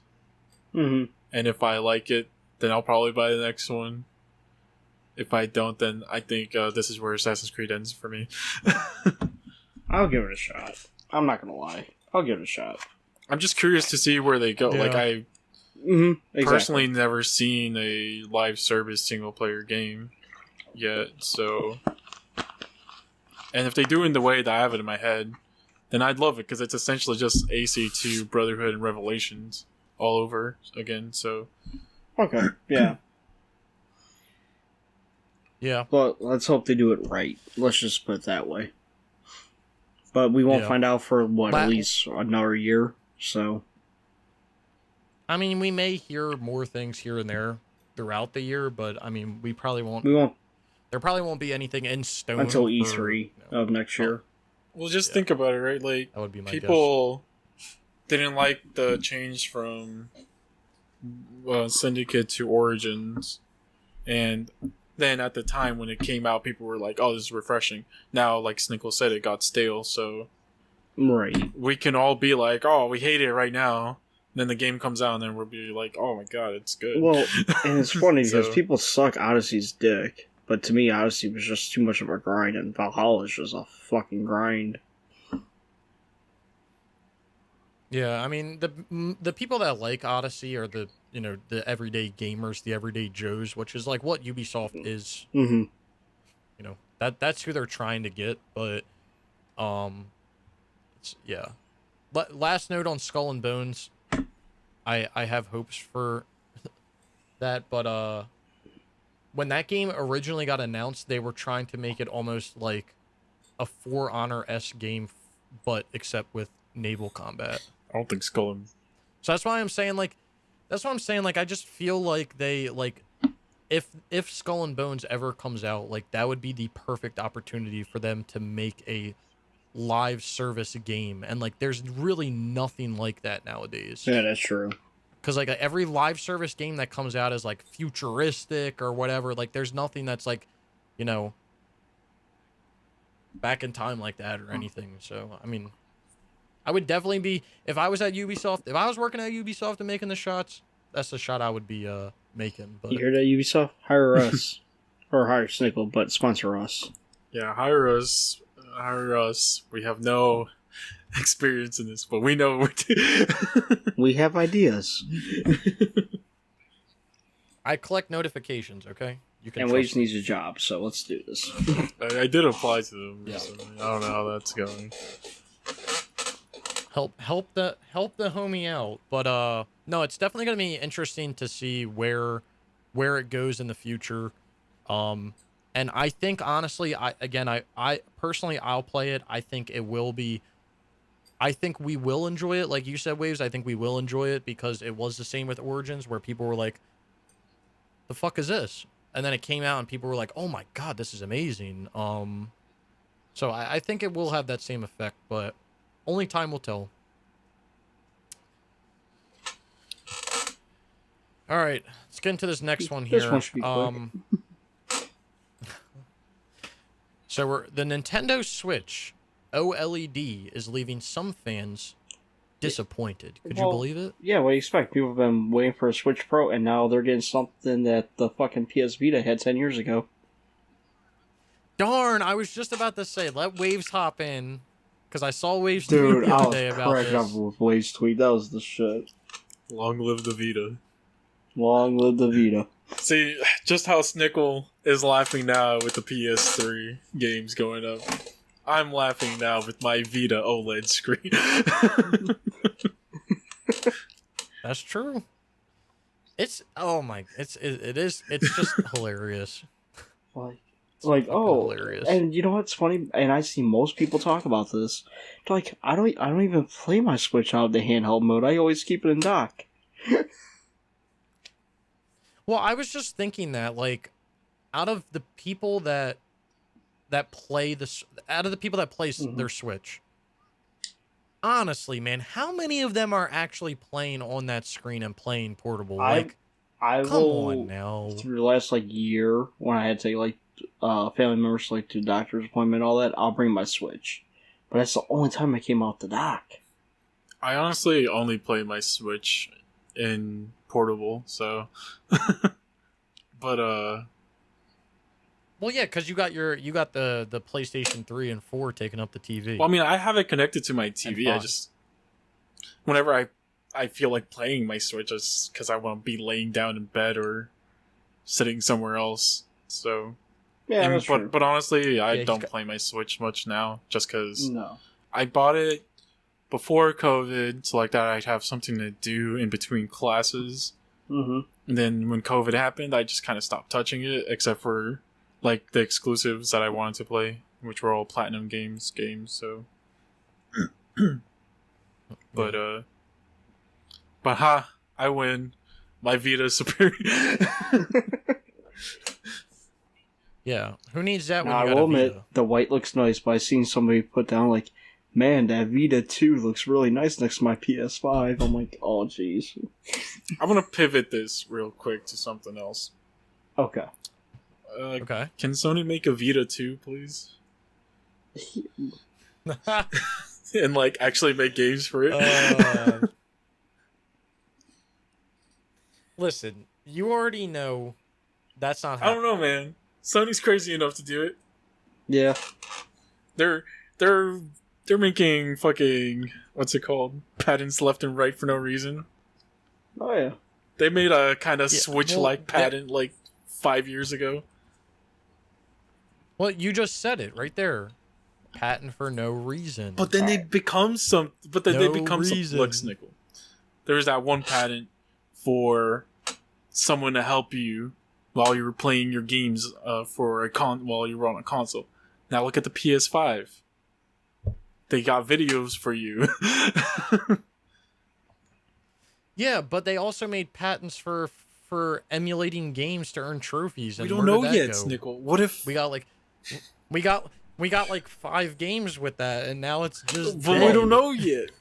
5 years Okay, from now, maybe it's just gonna be, hey, put your PS2 game in there. It's already got trophies. Let's go. You know? Let's go. Alright. Let's backtrack a little. For Waves' tweet that he retweeted, technically, there was a comparison of the Switch OLED with the PS Vita.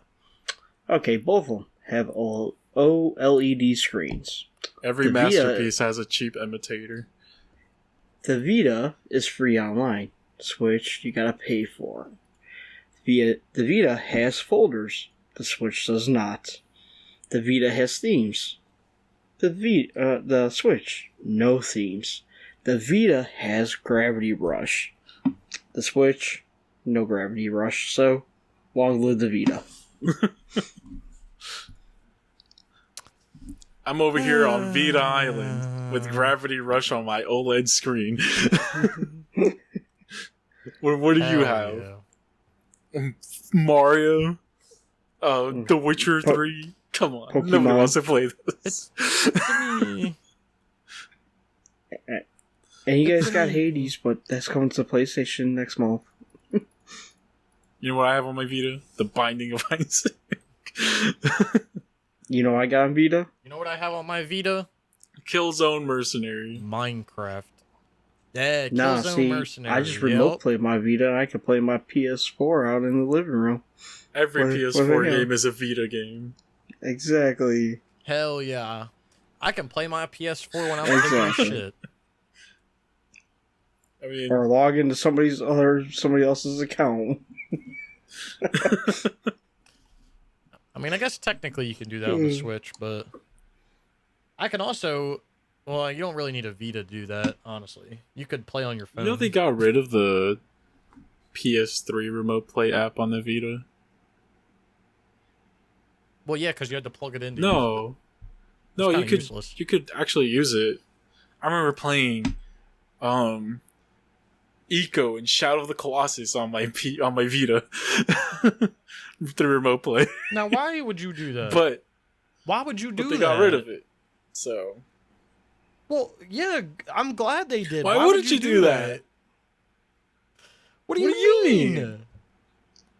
No, The no, Vita no, was ahead no, of its no, you time. don't- 2 analog sticks. I will agree with that. It was definitely ahead of its time, but no one plays Ico or Shadow of the Listen, Colossus. Snick, Come on. tell me now. another place where you can play an Uncharted style game on the go. Well, Only on PlayStation, Vita. 'cause Where else can you play on? Where else can you play Only on the Uncharted? PlayStation Vita.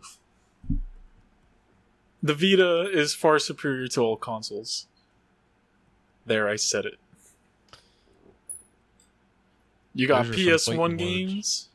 You've got PSP games. All of you remember PS Minis? We got those too. Yup. Remember PlayStation Mobile? You can still download them from your list. Waves is talking that heat right now. Long live the Vita. I'll see you Long on live Vita the Island. Vita. I'll see you on Vita Island, Vita boys. I'm dead. Vita Island. My Jack and Daxter collection All right. on the Vita is worth $70. How much is your Switch worth? More than that. Now, if you're talking Switch game, no. Let's just go to the next topic. Yeah, let's move on. I don't want to hype my man Waves Too up late. here too much on the Vita because last topic we got Tomorrow. is Oh. actually tomorrow. This is probably gonna pass before we upload this. But we can still video talk about it. because my computer likes to take its sweet time when it comes to exporting, which is always fun. But state of play. I don't know if you guys want to cover some in-depth stuff. Me and Waze, here. I think both can handle it. From what I'm understanding, this state of play is going to focus on Deathloop a little bit and indie games. Sony has said though nothing God of War, PSVR 2 or Horizon is going to be seen at this one, but later on this summer they're going to have an event for all that. Yeah, so Ooh. let me pull up his tweet Thank because you. I saw it earlier. Jim Ryan. Everybody there knows you Jim go. Ryan. Yeah. Everybody's a retro hating gamer. Jim Ryan's Jim Ryan's like such a I love his he's such a troll. Like his description is Sony Interactive Entertainment President and CEO, retro gaming disregarder. Jesus. I mean, he's getting there. Oh, this is a. But yeah, I'm guessing. Yeah, I just got fooled, you guys. I'm an idiot.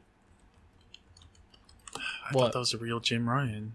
That's not the real Jim Ryan, was it? Dang, it wasn't the verified Well, because that Jim Ryan at one point was followed by a bunch of Sony executives. Damn, you mean they got fooled too? I guess. Holy one? shit. Dang.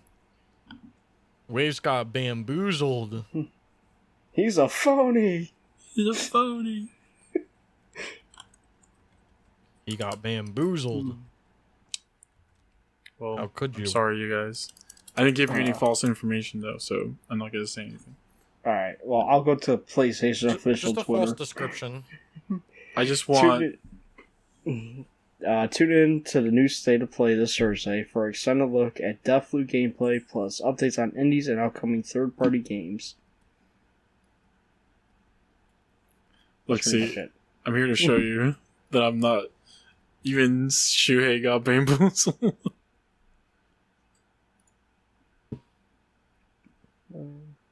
I'm not, like...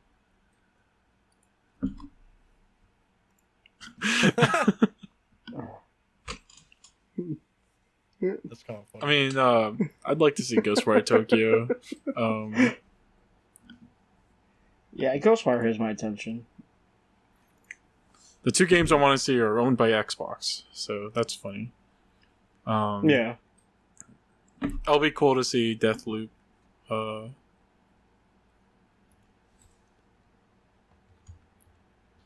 I'm not sure what games I'm looking forward to because I don't even play new games. Yeah, so. when was the last new game you played, Snickle? Like, came out the same week. Valhalla? Valhalla? Was that the last new game you played? No, Resident Evil. Well, let me look. Oh, yeah, Resident Evil 8. Oh yeah, RE8, I guess. RE8. I think RE8. Oh, Taishogun. Shut the too. fuck. I guess Maze. Yeah, Maze too. Hey, look, you asked. I was just answering. Talk about real games, Snickle. Damn. What you mean? Maze I'm is talking a real about game? Maze. I'm talking about the other one. Yeah. Taishogun? No, it's That's not. a real game. It costs money. That doesn't mean Damn. it's a real game. Damn. You're right. You're right. That thing's a figment of your imagination. They just made you pay money. Well, I didn't pay a dime. Well, that's good. I paid a nickel for it, so. I didn't pay anything. Not Yeah, even because a you're penny. friends with them. Yeah. Yeah, that's my homie. Me and Gilson. me and Gilson chilling. We over there chilling. Tell them I don't know why. I feel like I to just hit a brick sponsor wall. us. Well, we don't really have anything to add to this, so. No. Well, Shit. Yeah, I was gonna bring up JGM's comment. does Assassin's Creed 1? I think it kind of ties into what we were talking about earlier. Probably would have made sense to talk about it while we were talking about Yeah, Assassin's but Creed. we always talk about but- Assassin's Creed, so. True. In the future, if you guys ever want us to talk about a specific topic, you can leave it in the comments below, and we'll talk Hopefully. about it.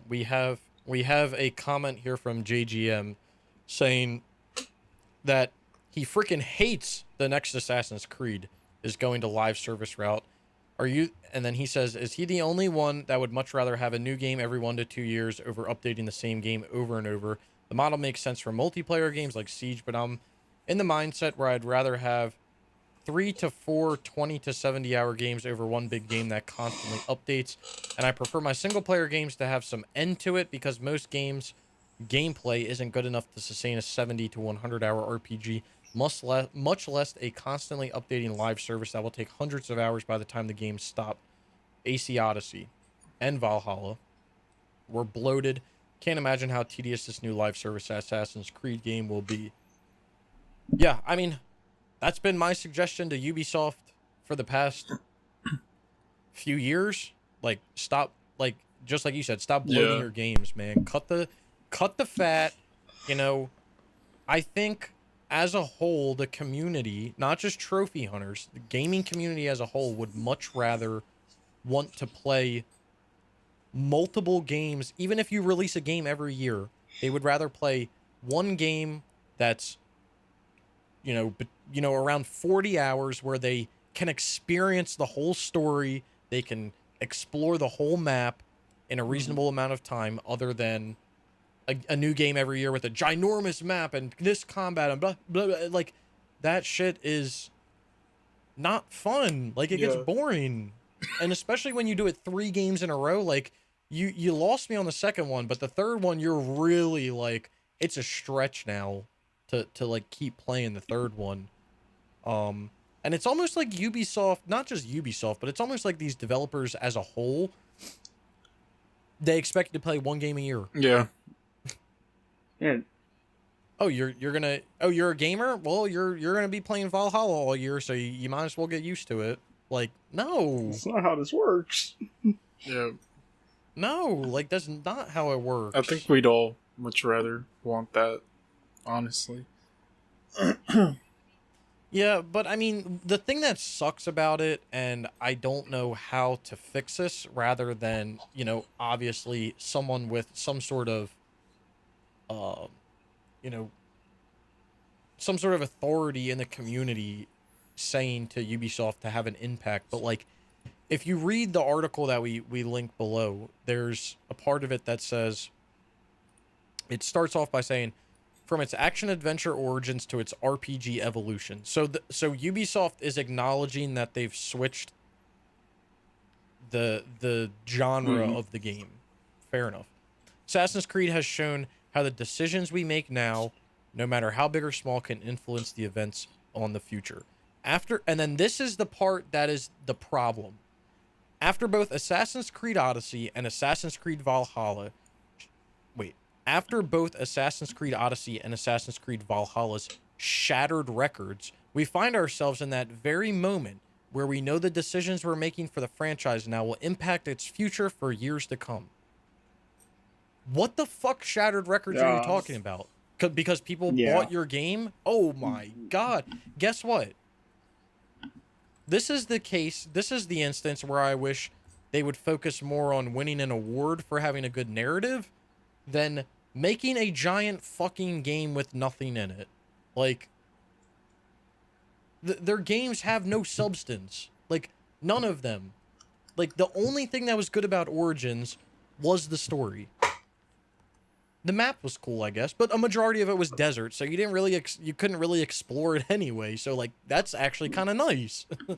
But it's just, oh my god. And, like, I've just heard people talk so good about Odyssey, and I'm like, Jesus Christ, do you even play a game? Like, not even from a trophy hunting standpoint, like, do you even play a game? Like, have you played a game in your life? And it's because the people that talk about it obviously just beat the story and move on. So, you know, they're only investing like 40 hours into it. But I don't know how you change Ubisoft's mindset to have them stop understanding that Odyssey and Valhalla are not shattering records and that you should continue to structure your games like that. Like, Ubisoft just does not understand. It's almost like they don't understand what's going on because they heard people complain about Syndicate and they're like, they just made assumptions like, oh, people are complaining about Syndicate. It must be because we've been making like basically the same game since 2007. So yeah, maybe we should just make a whole new game. Thus, we get Origins, a completely new RPG game. No, people weren't complaining about, like, that's not what people were complaining about. And people weren't even complaining about Syndicate. People were complaining about Unity because it was a train wreck when it came out, technically.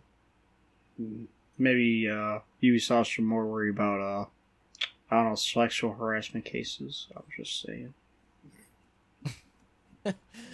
Just gonna set my key over here. Hold on.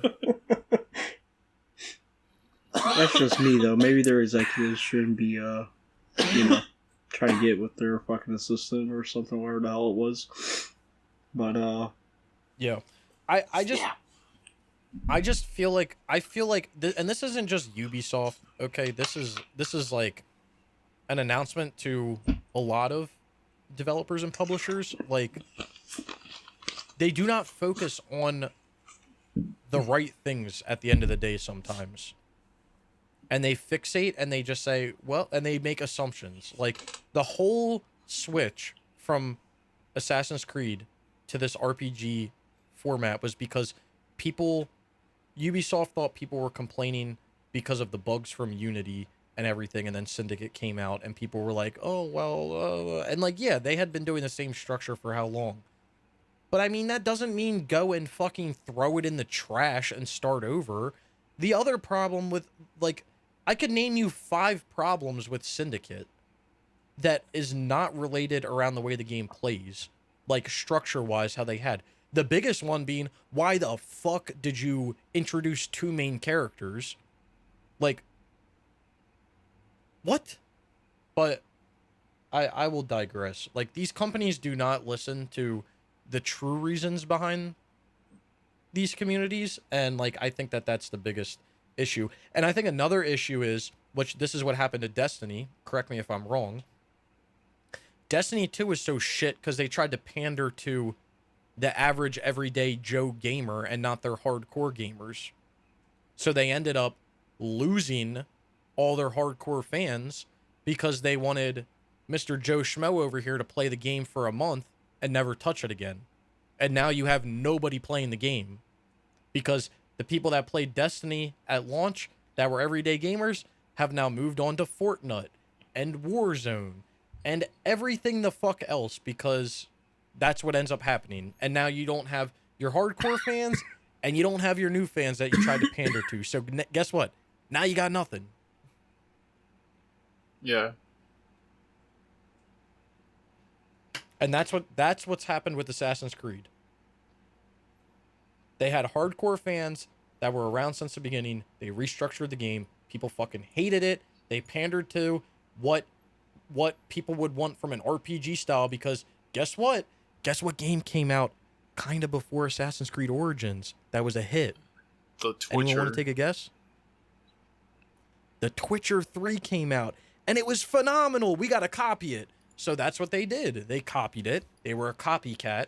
They lost their hardcore fans, a majority of them, and now they have these new fans that play the game for a month and put it down and never touch it again. Because that's not what every day. I said every gay. Well, let me take my words back here. Jesus. Everyday gamers, everyday normal gamers, because I'm sure you guys have friends like this. I have friends like this. They don't play games for the whole year. They play whatever the hottest game is at the time, and when the next hot game comes out, that one before gets put on the shelf and never touched again.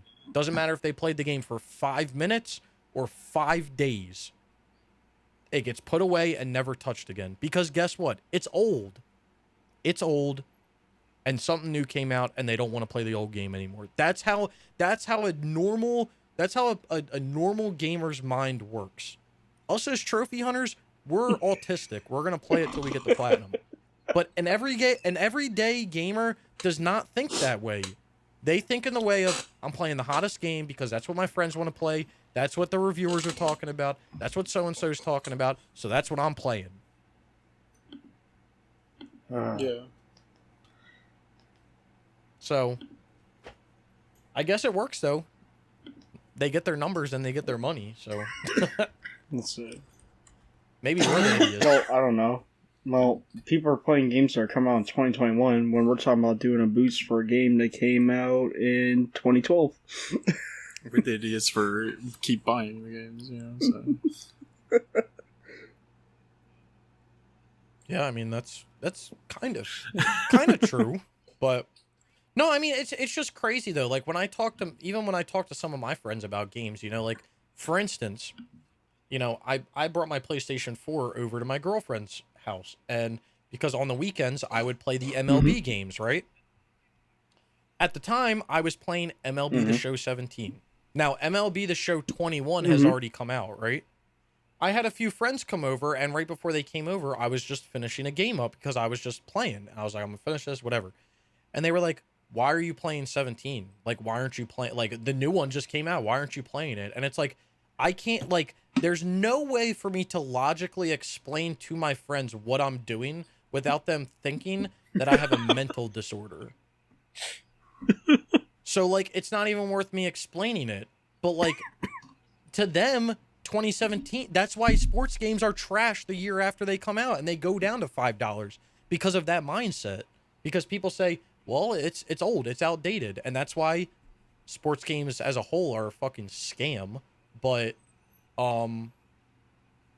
that's just the mindset. That's the mindset that an everyday gamer has. Thus why we have live service games, because they try to entice people to keep coming back to play the game. Hey, guess what? If you come back, we're releasing the next big DLC next month. Come back and play. And they come back and play it for a week, and then they're out again. Hey, come back in the next. Like that's why the live service stuff works, because that's what gamers are doing. yeah. So Yeah. that's all I got though. Gaming now is not what it used to be, for sure. Mm-mm. No, it really isn't. It really isn't. And it's weird, man. We talked about it at the beginning, but the whole Grand Theft Auto thing with the Grand Theft Auto 6 and how GTA Online is going to work, and how this is a whole new structure because games as a service are a new thing that's happening, and it needs to evolve. Like, think about it, you know.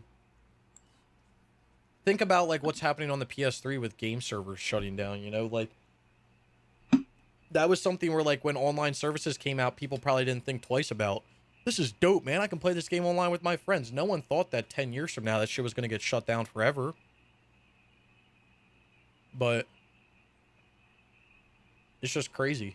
It's new stuff. Trying to figure it out. We'll have to wait and see what happens. But nothing we can change.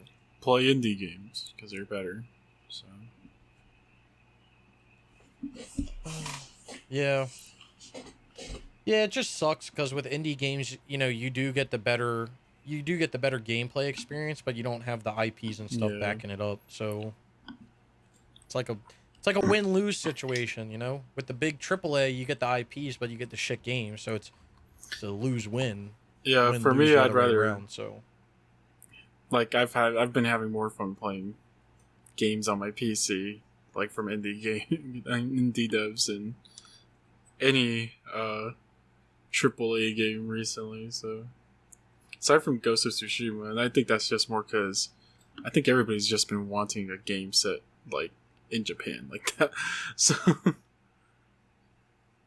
Oh, it's been like, I mean, we got it kind of with like Sekiro, like kind of, but like it's a FromSoft game, so it's not gonna, like, you know, it's not gonna be everybody's cup I'm talking of tea, about but like it basically being like an Akira Kurosawa movie, essentially. Like Sekiro never got to that point. Yeah, like Sekiro is a game to its core. You have to be good at it to finish it, which I love, and I like Sekiro. Yeah, but Ghost of Tsushima was like, here's the wind blowing with all the leaves, even though it doesn't make sense that the wind's blowing this way because your cape's going this way instead. But who cares? Because that shit looks beautiful. Yeah. Yeah. No, I completely agree. I was thinking more just like Yeah. environment wise, people have been asking for it, and it's just something that's never been touched on. I mean, that's why honestly, that's why I like Assassin's Creed so much, because they go to those, and that's what people wanted from Assassin's Creed for the Yeah. longest time. Was a game set in like feudal Japan. That's what people were asking for. But I mean, I think that's one of the reasons I really like history, and I think that's one of the reasons why I like Assassin's Creed, and like really any game that's, you know, semi Mhm. accurate with history. But like I said, I don't know why any other game just can't use their like formula. Like, but Assassin's Creed is like the only game where like you use a machine to go back in time to play as a person that's then tied to the person in modern day, and like it's somewhat historically accurate to a sense, but not The 100%. thing about like Assassin's Obviously, Creed though is that you just keep treading over the same water. Yeah, that's It's true like too. the farthest I've seen them deviate from like which areas they go to is when they went to the desert. So yeah. Yeah, I mean, I guess they definitely do tread on everything because like they can't go too deep, but like it's still they still provide enough, you know, history and environment to make you feel like you're actually there in those times. yeah, But but I'm like it would be yeah, cool I definitely to like have a game set like during the Aztec era, like during the war of mhm. the Aztecs versus like the Mayans or whatever, during like the Aztec conquering of everyone there. That'd be cool. Yeah. Yeah. Or like fuck me. Okay. um Don't die. um or like a game set like during the Mongol invasions, either playing as a Mongol. Well, I guess we kind of got that with Ghost of Tsushima, but Yeah, I was gonna say. but like as either playing as a Mongol or you know playing as a Chinese, like fighting off the Mongols. Hmm. There's just so many like time periods they could do, but they just kind of like in like areas they can go to, but they just kind of tread over the same water. So All right. Yeah, I mean the other thing that I don't like about their games like recently is that they've taken like the social stealth aspect Hmm. out of it, mainly in like the new Yeah. RPG trilogy where like, you know, like you're making a game about social stealth where you're supposed to blend in and do all that stuff, and then you make a game that's, you know, where you're playing as a Greek fucking character, like, or you're playing as a Viking. Like that social stealth doesn't Yeah. fit No. with a Viking, like with the way that they operate. Like that's just not how it is. Um which is one of the reasons why I think I liked Origins more out of the trilogy, because it was the backstory, it was the origin of what the Right. assassins were. So there was, even though there was combat, there was that social stealth aspect to an extent.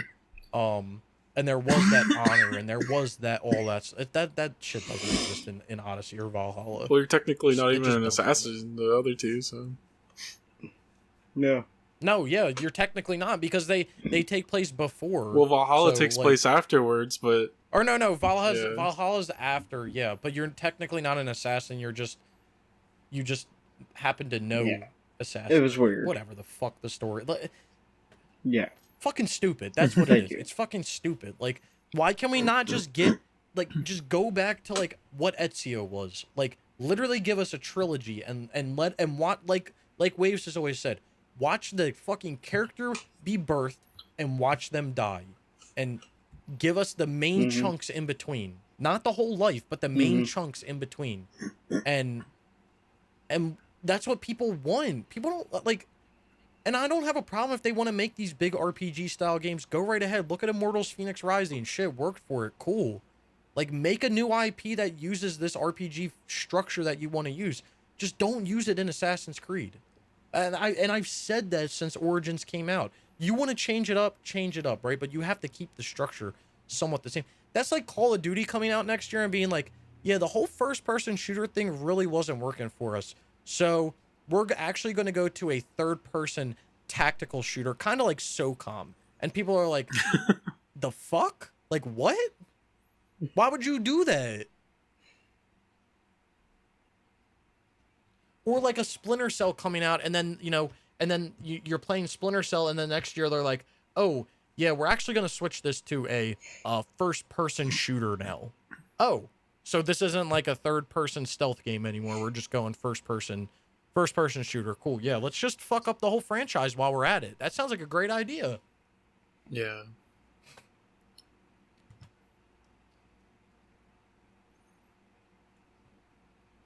I need to stop talking about We'll just call this Assassin's Creed podcast Assassin's Creed.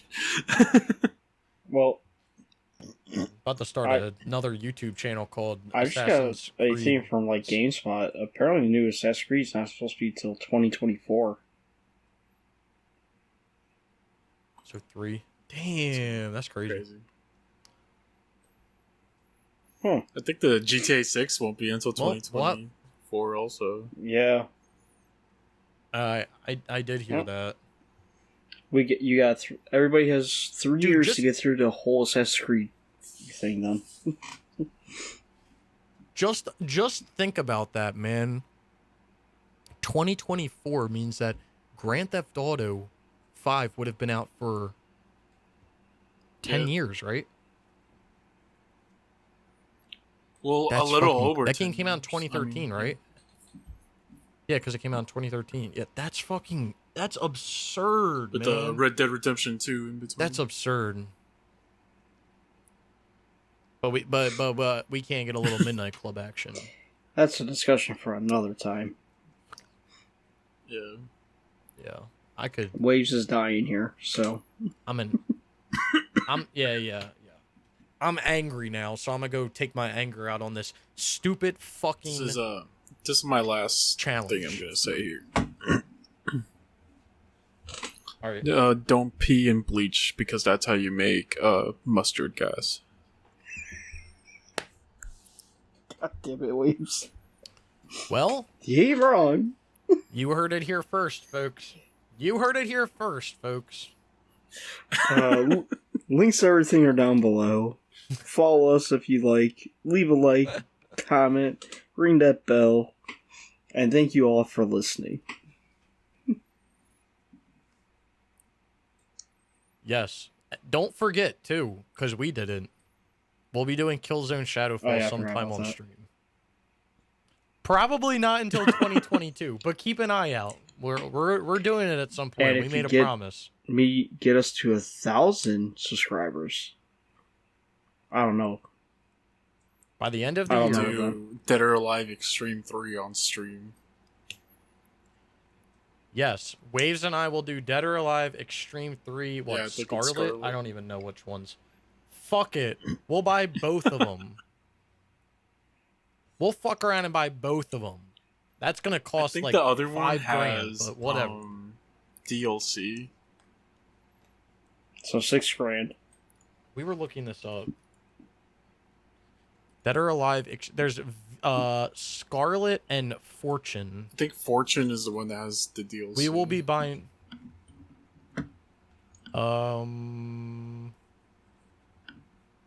It does DLC pack 1. Wait, I'm looking at Scarlet. Yeah, it does. Well, Waves and I will be buying both of them.